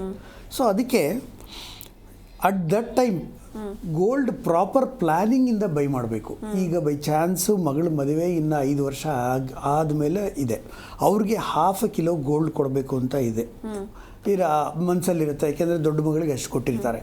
ಸೊ ಅದಕ್ಕೋಸ್ಕರ ಇವಾಗ ಪ್ಲ್ಯಾನ್ಡ್ ಬೈಯಿಂಗ್ ಇರಬೇಕು. ಡೇ ಬೈ ಡೇ ಜಾಸ್ತಿ ಆಗ್ತಾ ಇದೆ ಅಂದರೆ ಇವಾಗ ಎಷ್ಟು ಅಮೌಂಟ್ ಕೈಯಲ್ಲಿದೆಯೋ ಒಂದು ಡೈರೆಕ್ಟಾಗಿ ತೊಗೊಳೋದು ಒಂದು. ನಮ್ಮ ಹರೀಶ್ ಅವರು ತುಂಬ ಚೆನ್ನಾಗಿ ಹೇಳಿದ್ರು, ಅದು ಹೆಂಗೆ ಒಂದು ಆಪತ್ ಬಾಂಧವ ಥರ ಇದು ಯೂಸ್ ಆಗುತ್ತೆ ಅಂತ ಹೇಳ್ಬಿಟ್ಟು ಅದು ಒಂದು. ಅದಾದಮೇಲೆ ಪ್ಲ್ಯಾನ್ಡ್ ಬೈಯಿಂಗ್ ಮಂತ್ಲಿ ಒಂದು 20 ಗ್ರಾಮ್ಸ್ 30 ಗ್ರಾಮ್ಸ್ ಆ ಥರ ಪ್ಲ್ಯಾನ್ ಮಾಡಿ ಈ ಥರ ಸ್ಕೀಮ್ಸಲ್ಲಿ ಹಾಕಿ ತೊಗೋಬೋದು. ಅಥವಾ ಸ್ಕೀಮ್ಸಲ್ಲಿ ಸ್ವಲ್ಪ ಇಲ್ಲ ತುಂಬ ಲೇಟ್ ಆಗುತ್ತೆ ಅಂದರೆ ಒಂದು 20 ಗ್ರಾಮ್ 30 ಗ್ರಾಮ್ ತಗೊಂಡು ರೆಸ್ಪಾನ್ಸಿಬಿಲಿಟಿ ಕಮ್ಮಿ ಆಗುತ್ತೆ. ಆವಾಗ at the time of marriage ಬಂದು ಅವ್ರಿಗೆ 1/2 ಕಿಲೋ ಏನಿದೆಯೋ ಆಲ್ಮೋಸ್ಟ್ 1/2 ಕಿಲೋ ತನಕ ಬಂದುಬಿಟ್ಟಿರುತ್ತೆ. ಆವಾಗ ಗೋಲ್ಡ್ ಮೇಲೆ ಇವಾಗ ರೇಟ್ ಏನಿದೆಯೋ ಅದಕ್ಕೆ ತ್ರಿಬಲ್ ಆಗಿರುತ್ತೆ ಆ ರೇಟ್. ಸೊ ಇದರಿಂದ ಆ ಸಿಚುವೇಶನ್ಸಿಂದ ಆಚೆ ಬರಬೇಕು ಅಂದರೆ ಈ ಥರ ಪ್ಲ್ಯಾನಿಂಗ್ ಮಾಡಿ ತೊಗೋಬೋದು. ಬೈ ಚಾನ್ಸ್ ಸಡನ್ನಾಗಿ ಬೈ ಮಾಡಬೇಕು ಅಂದ್ರೂ, ಬೈ ಚಾನ್ಸ್ ಸಡನ್ನಾಗಿ ಅವ್ರ ಹತ್ರ ಒಂದು 20 ಲಕ್ಷ 10 ಲಕ್ಷ ಏನಾನ ಇರುತ್ತೆ, ಸಡನ್ನಾಗಿ ಈಗ ತೊಗೊಂಡ್ಬಿಡ್ಬೇಕಾ ಮತ್ತೆ ಇಲ್ಲ ವೆಯ್ಟ್ ಮಾಡಬೇಕಾ ಅಂತ ತುಂಬ ಜನಕ್ಕೆ ಒಂಥರ ಕ್ವಶನ್ ಮಾರ್ಕ್ ಇರುತ್ತೆ. ಅಂದ್ರೆ ಇವಾಗ ನಾವು ತಗೊಂಡು ಮತ್ತೆಲ್ಲ ರೇಟ್ ಕಮ್ಮಿ ಆಗ್ಬಿಡುತ್ತಾ ಅನ್ನೋ ಇದು ಇರುತ್ತೆ. ಅದು ಏನು ಅಂದರೆ ಇವಾಗ ಆಲ್ರೆಡಿ ಗೋಲ್ಡ್ ಪರ್ಫಾರ್ಮೆನ್ಸ್ ಚೆನ್ನಾಗಿ ಆಗಿದೆ, ಬಟ್ ಸ್ಟಿಲ್ ಈ ಥರ ಸಿಚುವೇಶನ್, ಈ ಥರ ವೆರಿ ರೇರ್ ಸಿಚುವೇಶನ್ ಬಂದಾಗ ಪ್ಲ್ಯಾನ್ಡ್ ಬೈಯಿಂಗ್ ಅಂತ ಹೇಳ್ತೀವಿ ನಾವು. ಇವಾಗ ಬೈ ಚಾನ್ಸ್ ನಾವೇ ಬಂದ್ರೂ 200 ಗ್ರಾಮ್ಸ್ 300 ಗ್ರಾಮ್ಸ್ ಡೈರೆಕ್ಟಾಗಿ ತೊಗೋಬೇಕು ಅಂದರೆ ಟೆಂಪ್ಟ್ ಆಗಿ ಅಟ್ ಎ ಟೈಮು ಸೇಲ್ ಮಾಡಲ್ಲ. ಅವ್ರಿಗೆ ಕ್ಲಿಯರಾಗಿ ಹೇಳ್ತೀವಿ, ಇವಾಗ ಒಂದು 50 ಗ್ರಾಮ್ ತೊಗೊಳ್ಳಿ, ಇನ್ನೊಂದು 2 ದಿವಸ ನೋಡಿ ಇನ್ನೊಂದು 50 ಗ್ರಾಮ್ ತೊಗೊಳ್ಳಿ, ಮತ್ತು ಇನ್ನೊಂದು 1 ವೀಕ್ ನೋಡಿ ಇನ್ನೊಂದು 100 ಗ್ರಾಮ್ ತೊಗೊಳ್ಳಿ. ಆ ಥರ ಆವ್ರೇಜ್ ಮಾಡ್ಕೊಳ್ಳಿ, ಯಾವಾಗಲೂ ನಿಮ್ಗೆ ಮೋಸ ಆಗೋದಕ್ಕೆ ಸಾಧ್ಯತೆಗಳು ಇರಲ್ಲ. ಸೊ ಅದನ್ನು ಪ್ಲ್ಯಾನ್ಡ್ ಬೈಯಿಂಗ್ ಅಂತ ಹೇಳ್ತೀವಿ, ನಾವೇ ಕ್ಲಿಯರಾಗಿ ಹೇಳ್ತೀವಿ. ಸೊ ಇದು ಬೈ ಚಾನ್ಸು ಈ ಥರ ಆಗಿಬಿಟ್ಟು ಸಡನ್ನಾಗಿ ಆಗೋ ಕಮ್ಮಿ ಆಗೋ ಪರಿಸ್ಥಿತಿಗಳು ಕಾಣಲ್ಲ ಅಂತ. ಬಟ್ ಡೆಫಿನೆಟ್ ಆಗಿ ಒಂದು ಸಲ ತಗೊಂಡ್ಮೇಲೆ ಇನ್ನೊಂದು ನೆಕ್ಸ್ಟ್ 50 ಗ್ರಾಮ್ ತಗೋಬೇಕಾದ್ರೆ ಇನ್ನೊಂದು 100 ರೂಪಾಯಿ ಜಾಸ್ತಿ ಆಗ್ಬಿಟ್ರೆ ಅವ್ರು ಪಾಪ ತುಂಬ ಯೋಚನೆ ಮಾಡ್ತಾರೆ. ಬಟ್ ಆದ್ರೂ ಅವ್ರಿಗೆ ಕಾನ್ಫಿಡೆನ್ಸ್ ಬಂದ್ಬಿಟ್ಟಿರುತ್ತೆ, ಎಸ್ ಡೆಫಿನೆಟ್ ಆಗಿ ಜಾಸ್ತಿ ಆಗುತ್ತೆ, so we have to buy ಅಂತ ಒಂದು. ಮತ್ತು ಈ ಪ್ಲ್ಯಾನ್ಸ್, ಈ ಅಡ್ವಾನ್ಸ್ ಪರ್ಚೇಸ್ ಪ್ಲ್ಯಾನ್ಸ್ ಇರ್ಬೋದು, ರೇಟ್ ಪ್ರೊಟೆಕ್ಷನ್ ಪ್ಲ್ಯಾನ್ ಇರ್ಬೋದು, without making charges gold plans ಇರ್ಬೋದು, ಲೈಟ್ ವೆಯ್ಟ್ ಜ್ಯುವೆಲ್ರಿ ಇರ್ಬೋದು, ಇವೆಲ್ಲ ಇಂದ ಪೈಪ್ಲೈನ್ ಮಾಡಿಕೊಂಡು ಪ್ಲ್ಯಾನ್ಡ್ ಆಗಿ ಮಾಡಿಕೊಂಡ್ರೆ ಯಾವಾಗಲೂ ಏನೂ ತೊಂದರೆಗಳಾಗಲ್ಲ. So that is a very good way of buying jewellery for the occasion. ಇವಾಗ 6 ಮಂತ್ಸ್ಗೆ ಹೆಂಗೆ, 1 ಇಯರ್ಗೆ ಹೆಂಗೆ, ವಿಷನ್ 3 ಇಯರ್ಸ್ಗೆ ಹೆಂಗೆ, 5 ಇಯರ್ಸ್ಗೆ ಹೆಂಗೆ ಅಂತ ಪ್ಲ್ಯಾನ್ ಮಾಡಿ ತೊಗೋಬೋದು, ಆರಾಮಾಗಿ ತೊಗೋಬೋದು. ಬಟ್ ಪ್ರಾಪರ್ ಪ್ಲ್ಯಾನಿಂಗ್ ಇರಬೇಕು. ಎಸ್, ಈ ಬಗ್ಗೆ ಮಾತಾಡೋಣ. ಎಸ್, ಇನ್ನು ಯಾವೆಲ್ಲ ಕಾರಣಕ್ಕೆ ಈ ಗೋಲ್ಡ್ ರೇಟ್ ಅಥವಾ ಸಿಲ್ವರ್ ರೇಟ್ಗಳು ಜಾಸ್ತಿ ಆಗ್ತಾ ಇದೆ ಅಂತ ಮಾತಾಡ್ತಾ ಇದ್ವಿ. ಜೊತೆಗೆ ಈ ಜಿಯೋ ಪಾಲಿಟಿಕ್ಸ್ ಅಂದರೆ ದೇಶಗಳ ನಡುವಿನ ಯುದ್ಧ ಕೂಡ ಯಾವ ರೀತಿ ಚಿನ್ನದ ಬೆಲೆ ಮೇಲೆ ಪರಿಣಾಮ ಬೀರುತ್ತೆ, ಈ ಬಗ್ಗೆ ಕೂಡ ಮಾತಾಡೋಣ. ಸವನಿಕಾ ಮೇಡಮ್, ಈಗ ರೇಟ್ ಜಾಸ್ತಿ ಆಗ್ತಾ ಇದೆ, ಸೊ ಈ ಗೋಲ್ಡ್ ರೇಟ್ ಕಮ್ಮಿ ಆಗೋದೇ ಇಲ್ವಾ? ಈ 6 ತಿಂಗಳು ಹಿಂದೆ ನಾವೇನು ನೋಡಿದ್ವಿ ಆ ರೇಟ್ಗೆ ಮತ್ತೆ ಬರೋದೇ ಇಲ್ವಾ? ಏನನ್ಸುತ್ತೆ ನಿಮ್ಮ ಪ್ರಕಾರ? ನನ್ನ ಪ್ರಕಾರ ಚಾನ್ಸೇ ಇಲ್ಲ ಅನ್ಸುತ್ತೆ. ಯಾಕಂದರೆ ಈ ರಾಜಕೀಯ ವ್ಯವಸ್ಥೆ ಮತ್ತು ಯಾವ ಉದ್ಯಮದ ವ್ಯವಸ್ಥೆ ಮತ್ತು ಈ ಒಂದು ಆರ್ಥಿಕ ಪರಿಸ್ಥಿತಿಗಳು ಎಲ್ಲ ದೊಡ್ಡ ದೊಡ್ಡ ಶೇರ್ ಮಾರ್ಕೆಟ್ಗಳು ಬಿದ್ದೋಗಿರೋದ್ರಿಂದ ಕೆಲವೊಂದು ಕಡೆ ಸೂಸೈಡ್ಗಳೇ ಆಗಿದ್ದಾವೆ. ಇನ್ನು ಮನೇಲೇ ಕೂತ್ಕೊಂಡು ಸಿಸ್ಟಮಲ್ಲಿ ಶೇರ್ ಮಾರ್ಕೆಟಿಂಗ್ ಮಾಡೋವಂಥವ್ರು, ಮೊಬೈಲ್ನಲ್ಲೇ ಹೂಡಿಕೆ ಮಾಡೋ, ಚಿನ್ನದ ಮೇಲೆ ಅಲ್ಲೂ ಕೂಡ ಚಿನ್ನ ಇದೆ, ಅಲ್ಲೂ ಕೂಡ ಭೂಮಿ ಇದೆ. ಇದೆಲ್ಲವೂ ಕೂಡ ಈ ಟ್ರೇಡಿಂಗ್ ಏನಿದೆ ಇದೆಲ್ಲ ಬಂದ ಮೇಲೆ ಚಿನ್ನಕ್ಕೆ ವ್ಯಾಲ್ಯೂನೇ ಇಲ್ಲ ಅವ್ರುಗಳಿಗೆ ಸಂಬಂಧಪಟ್ಟ ಹಾಗೆ. ಅದೇ ಬಡವರು ಅದನ್ನು ಸ್ವಲ್ಪ ಗೌಪ್ಯತೆಯಿಂದ ಕಾಪಾಡ್ಕೊಳ್ಳೋದು, ಚಿನ್ನನ ಉಳಿಸ್ಕೊಳ್ಳೋದು ಎಲ್ಲ ಮಾಡ್ತಿದ್ದಾರೆ. ಈಗ ಕಳ್ತನಗಳು ಜಾಸ್ತಿ ಆಗ್ತಾ ಇದೆ, ಚಿನ್ನದ ಬೆಲೆ ಹೆಚ್ಚಾಗ್ತಿದ್ದಂಗೆಲ್ಲ ಈ ನೋಡ್ತೀರಾ ನೀವು, ಸರಗಳ್ಳತನ ಮಾಡೋದು ವಾಕಿಂಗ್ ಅಲ್ಲಿ ಆಗಿರ್ಬೋದು, ಮನೆ ಹತ್ರ ನಿಂತಾಗ. ಯಾಕೆಂದ್ರೆ ಎಲ್ಲೂ ಕೆಲಸ ಸಿಗ್ತಾ ಇಲ್ಲ, ಮತ್ತೆ ಹಾಕಿರೋ ದುಡ್ಡಿಗೆ ಲಾಸ್ ಆಗಿದೆ, ಮತ್ತೆ ಎಲ್ಲೂ ಸರಿಯಾದ ರೀತಿಲಿ ಮನೆಯಲ್ಲಿ ವ್ಯವಸ್ಥಿತವಾಗಿ ಪೇರೆಂಟ್ಸ್ಗಳು ಮಕ್ಕಳನ್ನ ಸರಿಯಾದ ರೀತಿಲಿ, ಕೆಲವು ಒಬ್ಬೊಬ್ರು ಸರಿಯಾಗಿ ನೋಡ್ಕೊಳ್ತಾ ಇಲ್ಲ, ಮಕ್ಳು ಏನ್ ಮಾಡ್ತಾ ಇದಾರೆ ಏನು ಅಂತ. ಕಾಲೇಜ್ ಮಕ್ಳುಗಳ ಕಳ್ತನಕ್ಕೆ ಇವಾಗ ಕೆಲವೊಬ್ಬೊಬ್ರು ಮುಂದಾಗಿದ್ದಾರೆ, ದರೋಡೆಕೋರ್ ಆಗ್ತಿದ್ದಾರೆ. ಎಜುಕೇಶನ್ಗಳನ್ನೆಲ್ಲ ಪಕ್ಕಕ್ಕೆ ಸರಿಸಿ ಇವರು ಈ ರೀತಿ ಕೃತ್ಯಗಳಿಗೆ ಮಾಡಕ್ಕೆ, ಇದೆಲ್ಲ ಬೆಲೆ ಜಾಸ್ತಿಯಿಂದಾನೆ. ಕೈಗೆಟುಕೋ ಹಾಗೆ ಕೆಲಸ ಸಿಕ್ತಿದ್ರೆ ಹೊರ ರಾಜ್ಯಗಳಿಗೆ ಕೊಡ್ತಾರ ಕೆಲಸ ನಮ್ಮ ಮಕ್ಳು ಕೊಟ್ಟಿದ್ರೆ ನಮ್ಮ ಮಕ್ಳು ಯಾವತ್ತು ಈಗ ಈ ಒಂದು ಕಳ್ತನಕ್ಕೆ ಫ್ರೆಂಡ್ಸ್ಗಳೆಲ್ಲ ಮಾತಾಡ್ಕೊಂಡು ಏನೋ ಪಾಕೆಟ್ ಮನಿಗೋಸ್ಕರ ಏನು ಮಾಡಕ್ ಹೋಗಿ ಫ್ಯೂಚರ್ ಹಾಳಾಗ್ತಿದೆ. ಇದು ಎಲ್ಲವೂ ಕೂಡ ಈ ಬೆಲೆ ಜಾಸ್ತಿಯಿಂದ ಮನೆಯಲ್ಲಿ ಚಿನ್ನಗಳನ್ನ ಕಳ್ತನ ಮಾಡೋದು, ಈ ತರ ಚಿನ್ನನ ನಾವು ತಗೊಳ್ಳೋದು ಎಷ್ಟು ಇಂಪಾರ್ಟೆಂಟ್ ಅದನ್ನ ಕಾಪಾಡ್ಕೊಳ್ಳೋದು ಆಗೋಗ್ಬಿಟ್ಟಿದೆ. ಅದಕ್ಕೆ ಈ ಏನು ಸರ್ ಹೇಳ್ದಂಗೆ ಚೀಟಿ ವ್ಯವಸ್ಥೆಗಳು ಅಥವಾ ಹೂಡಿಕೆ ವ್ಯವಸ್ಥೆಗಳು ಜನಗಳಿಗೆ ಎಟ್ಕೋ ಹಾಗೆ ಎಲ್ಲರೂ ಇವರು ಒಂದು ತಂಡ ಇವರೊಂದು ಸಂಘ ಮಾಡ್ಕೊಂಡಿದ್ದಾರೆ ಒಡವೆ ಇದು ಚಿನ್ನ ತಯಾರಿಕರು. ಇವರು ಈ ತರ ಒಂದು ಬಿಡುಗಡೆಯನ್ನ ದೊಡ್ಡ ಮಟ್ಟದಲ್ಲಿ ಮಾಡಿದ್ದೇ ಆದ್ರೆ ಎಲ್ಲರೂ ಕೂಡ ಚಿನ್ನವನ್ನ ಮನೆಯಲ್ಲಿ ಸ್ವಾಗತಿಸಬಹುದು, ಮನೆ ಮಕ್ಕಳಿಗೂ ಕೂಡ ಅವರು ಮದುವೆಗಳಲ್ಲಿ ಸಮಾರಂಭಗಳಲ್ಲಿ ತಗೊಳ್ಬಹುದು. ಆದ್ರೆ ಚಿನ್ನದ ಬೆಲೆ ಕಮ್ಮಿ ಆಗುತ್ತೆ ಅನ್ನೋದು ಕನಸಿನ ಮಾತು ಅನ್ನಿಸ್ತಿದೆ. ಯಾಕೆಂದ್ರೆ 5,000 8ಕ್ಕೆ ಬಂತು, 8 ಬಂದಾಗ್ಲೇ ಶಾಕ್ ಆಗೋಗ್ಬಿಟ್ಟು ಈಗ 18ಕ್ಕೆ ಬಂತು ಅಂತಂದ್ರೆ 1 ಗ್ರಾಮ್ಗೆ 20,000 ರೂಪಾಯಿ ಬೆಲೆ ಬೀಳುತ್ತಾ. ಆ 20,000 ರೂಪಾಯಿಗೆ ಒಂದು ಮಗನ ಒಂದು ತಿಂಗಳ ಸಂಬಳ, ಅದು 1 ತಿಂಗಳ ಸಂಬಳ ಬರೀ 1 ಗ್ರಾಮ್ಗ ಅನ್ನೋ ತರ ಮಧ್ಯಮ ವರ್ಗದವರು ಯೋಚನೆ ಮಾಡ್ತಾ ಇದ್ದೀವಿ. ಯಾವುದೇ ಕಾರಣಕ್ಕೂ ಸರ್ಕಾರ ಆಗಿರ್ಬೋದು ಅಥವಾ ಹೂಡಿಕೆದಾರರಾಗಿರ್ಬೋದು ಹೊರ ರಾಜ್ಯದಿಂದ ಬರೋ ಬದಲು ನಮ್ಮಲ್ಲೇ ಈ ಕೋಲಾರ ಅಲ್ಲಿ ಇಲ್ಲಿ ಎಲ್ಲ ಫುಲ್ಲು ಎಲ್ಲ ಸಂಪೂರ್ಣವಾಗಿ ನಾಶ ಮಾಡಿಟ್ಟಿದ್ದಾರೆ. ಎಲ್ಲೋ ಒಂದು ಕಡೆ ಇನ್ನೂ ಜೀವಂತವಾಗಿ ಇದೆ ಅನ್ನೋದಾದ್ರೆ ಈ ಸರ್ಕಾರ ಅದನ್ನ ಮುಂದೆ ಬಿಟ್ರೆ ಏನಾದ್ರೂ ಬಹುಶಃ ನಮ್ಮಲ್ಲೇ ಸಿಗೋವಂತಹ ಕೈಗೆಟುಕುವಂತಹ ಬೆಲೆಗಳಲ್ಲಿ ಸಿಗೋ ರೀತಿ ಮಾಡಿದ್ರೆ ಎಲ್ಲರೂ ಚಿನ್ನವನ್ನು ನೋಡ್ಬೋದು, ಕಮ್ಮಿನೂ ಆಗಬಹುದು ಅನ್ಸುತ್ತೆ. ನಾವು ಬೇರೆ ಬೇರೆ ರಾಜ್ಯಗಳಿಂದ ಬೇರೆ ಬೇರೆ ದೇಶಗಳಿಂದ ತರಿಸ್ಕೊಳ್ತೀವಿ ಅನ್ನೋದಾದ್ರೆ ಯಾವತ್ತೂ ಕಮ್ಮಿ ಆಗಲ್ಲ. ಮಾತಾಡೋಣ ಇದ್ರ ಬಗ್ಗೆ. ಇನ್ನು ಹರೀಶ್ ಸರ್, ಈಗ ಚಿನ್ನದ ಬೆಲೆ ಎಲ್ಲಿಗೆ ಹೋಗಿ ನಿಲ್ಬಹುದು ಅಂತ ಅಂದ್ರೆ ಸ್ಯಾಚುರೇಷನ್ ಏನು ಅಂತ? ಈಗ ಸ್ಯಾಚುರೇಷನ್ ಅಂತ ಯಾವ ಕಾಲದಲ್ಲೂ ನಾವು ಒಂದು ಅಪ್ಪರ್ ಲಿಮಿಟ್ ಫಿಕ್ಸ್ ಮಾಡಕ್ಕೆ ಆಗೋದಿಲ್ಲ. ಯಾಕಂದ್ರೆ ಹಿಂದೆ ಒಂದು ಕಾಲದಲ್ಲಿ 100 ರೂಪಾಯಿಗೆ ಸೇಲ್ ಆಗ್ತಿದ್ದ ಗೋಲ್ಡ್ ಇವತ್ತು 1 ಲಕ್ಷ ಆಗುತ್ತೆ ಅಂತ ಯಾರು ಕನಸಲ್ಲೂ ಕೂಡ ನೋಬಡಿ ಕೂಡ ಡ್ರೆಂಟ್ ಆಫ್. ಸೊ ಆ ಒಂದು ಪರಿಸ್ಥಿತಿ ಇದ್ದಾಗ ನಾವು ಈಗ ಇದು ಎಲ್ಲಿ ಹೋಗುತ್ತೆ ಹೇಗೆ ಹೋಗುತ್ತೆ ಅನ್ನೋದು ನಾವು ಒಂದು ಅಪ್ಪರ್ ಲಿಮಿಟ್ ಫಿಟ್ ಮಾಡಕ್ ಆಗೋದೇ ಇಲ್ಲ. ಯಾಕಂದ್ರೆ ನಿಮ್ಗೆ ಗೊತ್ತಿರೋ ಒಂದು ಹಿಸ್ಟಾರಿಕಲ್ ಒಂದು ವಿಷಯ ಹೇಳ್ತೀನಿ ನಿಮಗೆ. ಈ ವಾರ್ ಸಿಚುವೇಶನ್ ಇಡೀ ಜಗತ್ತಿನಲ್ಲಿ ಎಸ್ಕಲೇಟ್ ಆಗಿದೆ. ಈಗ ನೋಡಿದ್ರೆ ನಿಮಗೆ ಗೊತ್ತಿದೆ, ಯುಕ್ರೇನ್ ರಷ್ಯಾ ವಾರ್ ನಡೀತಾ ಇದೆ, ಅದು ಇನ್ನೂ ಫಿನಿಶ್ ಆಗಿಲ್ಲ. ಮತ್ತು ಪ್ಯಾಲೆಸ್ತೀನ್ ಇಸ್ರೇಲ್ ಟೆನ್ಷನ್ಗಳು ಇನ್ನೂ ಹಂಗೆ ಇದೆ. ವಾರ್ ಅಫಿಷಿಯಲಿ ಮುಗಿದ್ರು ಕೂಡ ಟೆನ್ಷನ್ ಹಂಗೆ ಇದೆ.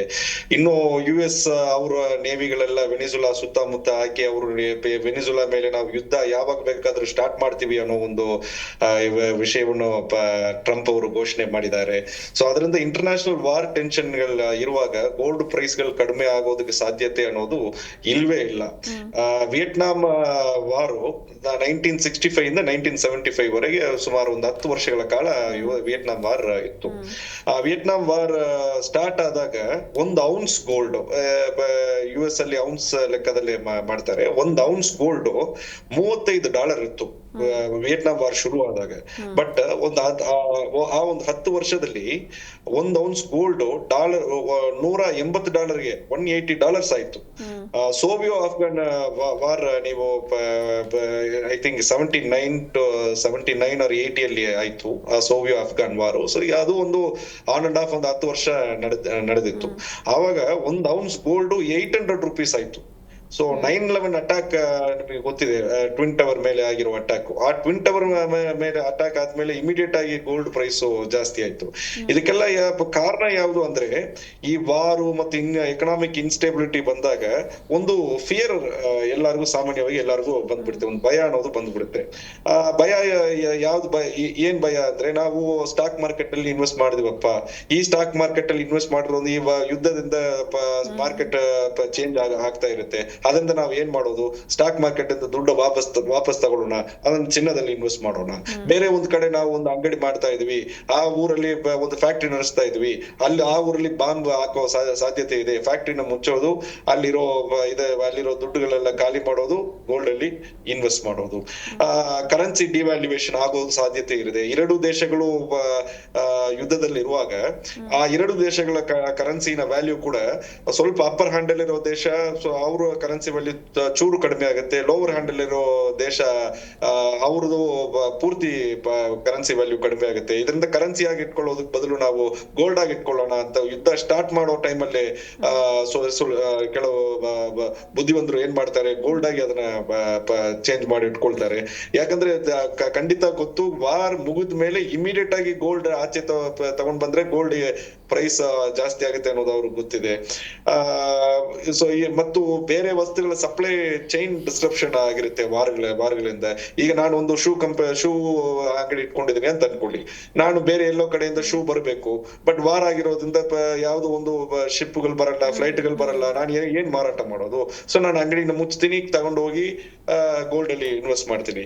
ಪ್ಯಾನಿಕ್ ಬೈಯಿಂಗ್ ಅಂತಾರೆ. ಪ್ಯಾನಿಕ್ ಬೈಯಿಂಗ್ ಅಂದ್ರೆ ನಿಮ್ಗೆ ಗೊತ್ತಿದೆ, ಕೊರೋನಾ ಟೈಮಲ್ಲಿ ಯಾಕೆ ತಗೊಂಡ್ರು, ಯಾವ್ದಕ್ಕೆ ತಗೊಂಡ್ರು ಅಂತ ಗೊತ್ತಿಲ್ಲ. ಟಿಶ್ಯೂ ಪೇಪರ್ಗಳು ಅಮೆರಿಕಾದಲ್ಲಿ ಎಲ್ಲಾ ಸೂಪರ್ ಮಾರ್ಕೆಟ್ ಗಳಲ್ಲೂ ಟಿಶ್ಯೂ ಪೇಪರ್ಗಳು ಖಾಲಿ ಆಯ್ತು. ಸೊ ಆತರ ಪ್ಯಾನಿಕ್ ಬೈಯಿಂಗ್ ಅಲ್ಲೂ ಗೋಲ್ಡ್ ತಗೊಳ್ಳೋರು ಇದಾರೆ ಈ ವಾರ್ ಸಿಚುವೇಶನ್ ಇರುವಾಗ. ಸೊ ಅದರಿಂದ ಏನಾಗುತ್ತೆ ಅಂದ್ರೆ ಈ ಡಿಮ್ಯಾಂಡ್ ಅನ್ನೋದು ಜಾಸ್ತಿ ಆಗ್ತಾನೆ ಹೋಗುತ್ತೆ, ಬಟ್ ಸಪ್ಲೈ ಅನ್ನೋದು ಮೇಡಮ್ ಹಿಂದೆ ಹೇಳಿದ್ರಲ್ಲ, ಸಪ್ಲೈ ಅನ್ನೋದು it is very limited resource we have. ಆ ಸಪ್ಲೈ ಅನ್ನೋದು ಕಡಿಮೆ ಇದೆ, ಡಿಮ್ಯಾಂಡ್ ಅನ್ನೋದು ಜಾಸ್ತಿ ಇದೆ ಅಂದ್ರೆ automatically it is like action. ಒಂದೇ ವಸ್ತುಗೆ ಇಷ್ಟು ಜನ ಪೈಪೋಟಿ ಮಾಡ್ತಾರೆ ಅಂದ್ರೆ ಅದನ್ನ ಬೆಲೆ ನಾರ್ಮಲ್ ಆಗಿ ಜಾಸ್ತಿ ಆಗ್ತಾನೆ ಇರುತ್ತೆ. ಮತ್ತು ಇನ್ನೊಂದು ಏನಂದ್ರೆ ಮೇಡಮ್ ಕರೆಕ್ಟ್ ಆಗಿ ಪಾಯಿಂಟ್ ಔಟ್ ಮಾಡಿದ್ರು, KGF ನಮ್ಮ ಚಿನ್ನದ ಗಣಿ ಇದೆ. ಆ ಚಿನ್ನದ ಗಣಿ 2002 ಅಲ್ಲಿ ಕ್ಲೋಸ್ ಮಾಡಿದಾಗ ಕೇಂದ್ರ ಸರ್ಕಾರ, ಬಿಜೆಪಿ ಸರ್ಕಾರ ಇತ್ತು, ವಾಜಪೇಯಿ ಅವರು ಇದ್ರು. ಅವರು ಹೇಳಿದಾಗ ಏನ್ ಹೇಳಿದ್ರು ಅಂದ್ರೆ, ಆ ಚಿನ್ನ ಗಣಿಯಿಂದ ಆಚೆ ತಗೊಂಡ್ ಬರ್ಲಿಕ್ಕೆ ಎಷ್ಟು ಖರ್ಚಾಗುತ್ತೋ ಅದಕ್ಕಿಂತ ಕಡಿಮೆ ಬೆಲೆಗೆ ಚಿನ್ನ ಸೇಲ್ ಆಗ್ತಿದೆ, ಅದರಿಂದ ನಷ್ಟ ಆಗ್ತಿದೆ. That's why we are closing the BGML is nothing but the official name of KGF ಗಣಿ. ಸೊ BGML ನ ಮುಚ್ಚಳ ಮಾಡ್ತಾ ಇದೀವಿ ಅಂತ ಅವ್ರು ಹೇಳಿದ್ರು. ಆದ್ರೆ ಇವತ್ತು ಇರೋ ಪರಿಸ್ಥಿತಿ ನೋಡಿದ್ರೆ KGF ನ ಮತ್ತೆ ನಾವು ಓಪನ್ ಮಾಡಿದ್ರೆ ಪ್ರಾಫಿಟಬಲ್ ಆಗಿ ನಾವು ಅದನ್ನ ಇದು ಮಾಡಬಹುದು. ಇನ್ನಷ್ಟು ಜನಕ್ಕೆ ಅಲ್ಲಿ ಎಂಪ್ಲಾಯ್ಮೆಂಟ್ ಆಪರ್ಚುನಿಟಿನೂ ಸಿಗುತ್ತೆ. ಇದು ನಮ್ಮ ಕರ್ನಾಟಕದಲ್ಲಿ ಸ್ಟೇಟ್ ಗೌರ್ಮೆಂಟ್ ಗಣಿ ಹಟ್ಟಿ ಗೋಲ್ಡ್ ಮೈನ್ ಸಕ್ಸಸ್ಫುಲ್ ಆಗಿ ರನ್ ಆಗ್ತಿದೆ. ಅದ ಒಂದು ಮಾದರಿಯಾಗಿ ತಗೊಂಡು KGF ಗಣಿಯನ್ನು ಮತ್ತೆ ರಿಓಪನ್ ಮಾಡಿದ್ರೆ ಈ ಡಿಮ್ಯಾಂಡ್ ಸ್ವಲ್ಪ ಅಟ್ಲೀಸ್ಟ್ ಕಡಿಮೆ ಆಗುತ್ತೆ ಅನ್ನೋದು ನನ್ನ ಅಭಿಪ್ರಾಯವಾಗಿದೆ. ಎಸ್, ಇನ್ನು ಶ್ರೀಧರ್ ಸರ್, ಈಗ ಇಷ್ಟೋ ತನಕ ನಾವು ಗೋಲ್ಡ್ ಬಗ್ಗೆ ಮಾತಾಡಿದ್ವಿ, ಈಗ ಸಿಲ್ವರ್ ರೇಟ್ ಕೂಡ ಅದನ್ನು ಕೂಡ ಮುಟ್ಟಂಗಿಲ್ಲ. ಸೊ ಈ ರೇಟ್ ಇನ್ಕ್ರೀಸ್ಗೆ ಕಾರಣ ಏನು? ಅಂದ್ರೆ ಎರಡಕ್ಕೂ ಬೇರೆ ಬೇರೆ ರೀಸನ್ಸ್ ಇರುತ್ತಾ, ಹೇಗೆ ಒಂದಕ್ಕೊಂದು ಲಿಂಕ್ ಹೇಗೆ ಅಂತ? ಇಂಟರ್ಲಿಂಕ್ಡ್ ಇದೆ, ಇಲ್ಲ ಅಂತಲ್ಲ. ಬಟ್ ಏನಂದರೆ ಈಗ ಸಿಲ್ವರ್ ರೇಟ್ಸು ಜಾಸ್ತಿ ಆಗ್ತಾ ಇರೋ ರೀಸನ್ಸ್ ಬಂದು, ಮೊದಲು ಡೊಮೆಸ್ಟಿಕ್ ಕನ್ಸಂಪ್ಷನ್ಸ್ ಎಷ್ಟಿರ್ತಾ ಇತ್ತೋ ಇವಾಗ ಅದು ಫೋಕಸ್ಸು ಚೇಂಜ್ ಆಗಿದೆ. ಇವಾಗ EV manufacturing vehicles, electric vehicles ಆಗಿರ್ಬೋದು, ಸೆಮಿ ಕಂಡಕ್ಟರ್ಸ್ ಆಗಿರ್ಬೋದು, ಇಂಡಸ್ಟ್ರಿಯಲ್ ಪರ್ಪಸ್ ಆಗ್ಬೋದು, ಈ ಕಂಪ್ಯೂಟರ್ ಈ ಮ್ಯಾನುಫ್ಯಾಕ್ಚರಿಂಗ್ಸ್ ಆಗಿರ್ಬೋದು, ಅದಕ್ಕೆಲ್ಲ ಸಿಲ್ವರ್ ಯೂಸ್ ಆಗ್ತಾ ಇದೆ. ಸೊ ಅದರಿಂದ ಸಿಲ್ವರ್ ಡಿಮ್ಯಾಂಡು ಹ್ಯೂಜ್ ಡಿಮ್ಯಾಂಡ್ ಆಗಿಬಿಟ್ಟಿದೆ. 75 to 76% of the consumption of the silver is for industrial use. Only 25%, 25% ಮಾತ್ರ ಡೊಮೆಸ್ಟಿಕ್ ಯೂಸ್ ಆಗ್ತಾ ಇದೆ. ಸೊ ಇದು ಒಂದು ಕಾರಣ. ಆಮೇಲೆ ಇನ್ನೊಂದೇನೆಂದರೆ, ನಮ್ಮ ಹಿಸ್ಟ್ರಿ ಏನು ಹೇಳುತ್ತೆ ಅಂದರೆ, ಗೋಲ್ಡ್ ಪ್ರೈಸ್ ಏನಿದೆಯೋ, ಬೈ ಚಾನ್ಸ್ ಇವಾಗ 14,000 ಇದೆ 10 ಗ್ರಾಮ್ ಅಂತ ಇಟ್ಕೊಳ್ಳಿ, ಸಿಲ್ವರು 2,80,000 ಇರಬೇಕು. ಆ ಪ್ರಪೋರ್ಷನೇಟಲ್ಲಿ ಹಿಸ್ಟ್ರಿ ಹೇಳ್ತಾ ಇದೆ. ಈ ಒಂದು 2-3 ಇಯರ್ಸ್ ಇಂದ ಇದು ಸ್ವಲ್ಪ ಕಮ್ಮಿ ಆಗ್ತಾ ಇದೆ, ಬಿಕಾಸ್ ಇಂಡಸ್ಟ್ರಿಯಲ್ ಯೂಸು ಇದರಿಂದ. ಬಟ್ ಏನು ಅಂದರೆ, over all silver is also on the higher side. Gold ಯಾವ ಥರ ಕಮ್ಮಿ ಆಗೋದಕ್ಕೆ ಸಾಧ್ಯತೆಗಳು ಇಲ್ವೋ, ಸಿಲ್ವರು ಅದೇ ಥರ ಸಾಧ್ಯತೆಗಳು ತುಂಬ ಕಮ್ಮಿ ಕಾಣ್ತಾ ಇದೆ. ಕಮ್ಮಿ ಆಗೋದೇ ಇಲ್ಲ ಅಂತ ಹೇಳ್ಬೋದು. ಬಟ್ ಏನಂದರೆ, ಸಿಲ್ವರ್ ಪ್ರೈಸು ತುಂಬ ವಾಲಟೈಲ್ ಆಗಿರುತ್ತೆ, ತುಂಬ ಅಂದರೆ ತುಂಬ ವಾಲಟೈಲ್ ಆಗಿರುತ್ತೆ. ಸೊ ಸಿಲ್ವರು ಗೋಲ್ಡಲ್ಲಿ ಇಂಟರ್ ರಿಲೇಟೆಡ್ ಆಗದೇ ಇರುತ್ತೆ. ಸೊ ಮೇಜರ್ ಕನ್ಸಂಪ್ಷನ್ ಬಂದು ಇದರಲ್ಲಿ ಫೋಕಸ್ಸು ಇಂಡಸ್ಟ್ರಿಯಲ್ ಯೂಸೇಜು ತುಂಬ ಜಾಸ್ತಿ ಆಗ್ತಾ ಇದೆ. ಅಕ್ರಾಸ್ ದ ವರ್ಲ್ಡ್ ಎಲ್ಲರೂ ಸಿಲ್ವರ್ ಜಾಸ್ತಿ ಯೂಸ್ ಮಾಡ್ತಾ ಇದ್ದಾರೆ. ಇದು one of the main reason for increasing of the price. ಇದರೂ ಕಮ್ಮಿ ಆಗೋದಕ್ಕೂ ತುಂಬ ಸಾಧ್ಯತೆ ತುಂಬ ಕಮ್ಮಿ ಇದೆ. ಓಕೆ, ಇನ್ನು ಥ್ಯಾಂಕ್ ಯು ಸೋ ಮಚ್. ನೀವೆಲ್ಲರೂ ಕೂಡ ಬಂದ್ರಿ, ಇಷ್ಟೊತ್ತು ಭಾಗಿಯಾಗಿದ್ದಕ್ಕೆ thank you so much. Yes, ದಿನದಿಂದ ದಿನಕ್ಕೆ ಚಿನ್ನದ ಬೆಲೆ ಏರಿಕೆ ಆಗ್ತಾ ಇದೆ. ಮಧ್ಯಮ ವರ್ಗ ಹಾಗೂ ಬಡವರ್ಗದವರಿಗೆ ಚಿನ್ನ ಅನ್ನೋದು ಮರೀಚಿಕೆ ಆಗ್ತಾ ಇದೆ. ಮುಂದೆ ಏನಾಗುತ್ತೆ ಕಾದು ನೋಡಬೇಕು ಅಂತ ಹೇಳ್ತಾ ಇದ್ದಾಗಿತ್ತು ಇವತ್ತಿನ ವಿಶೇಷ. ನೋಡ್ತಾ ಇರಿ ಜೀ ಕನ್ನಡ ನ್ಯೂಸ್, ಸತ್ಯವೇ ಸುದ್ದಿಯ ಜೀವಾಳ.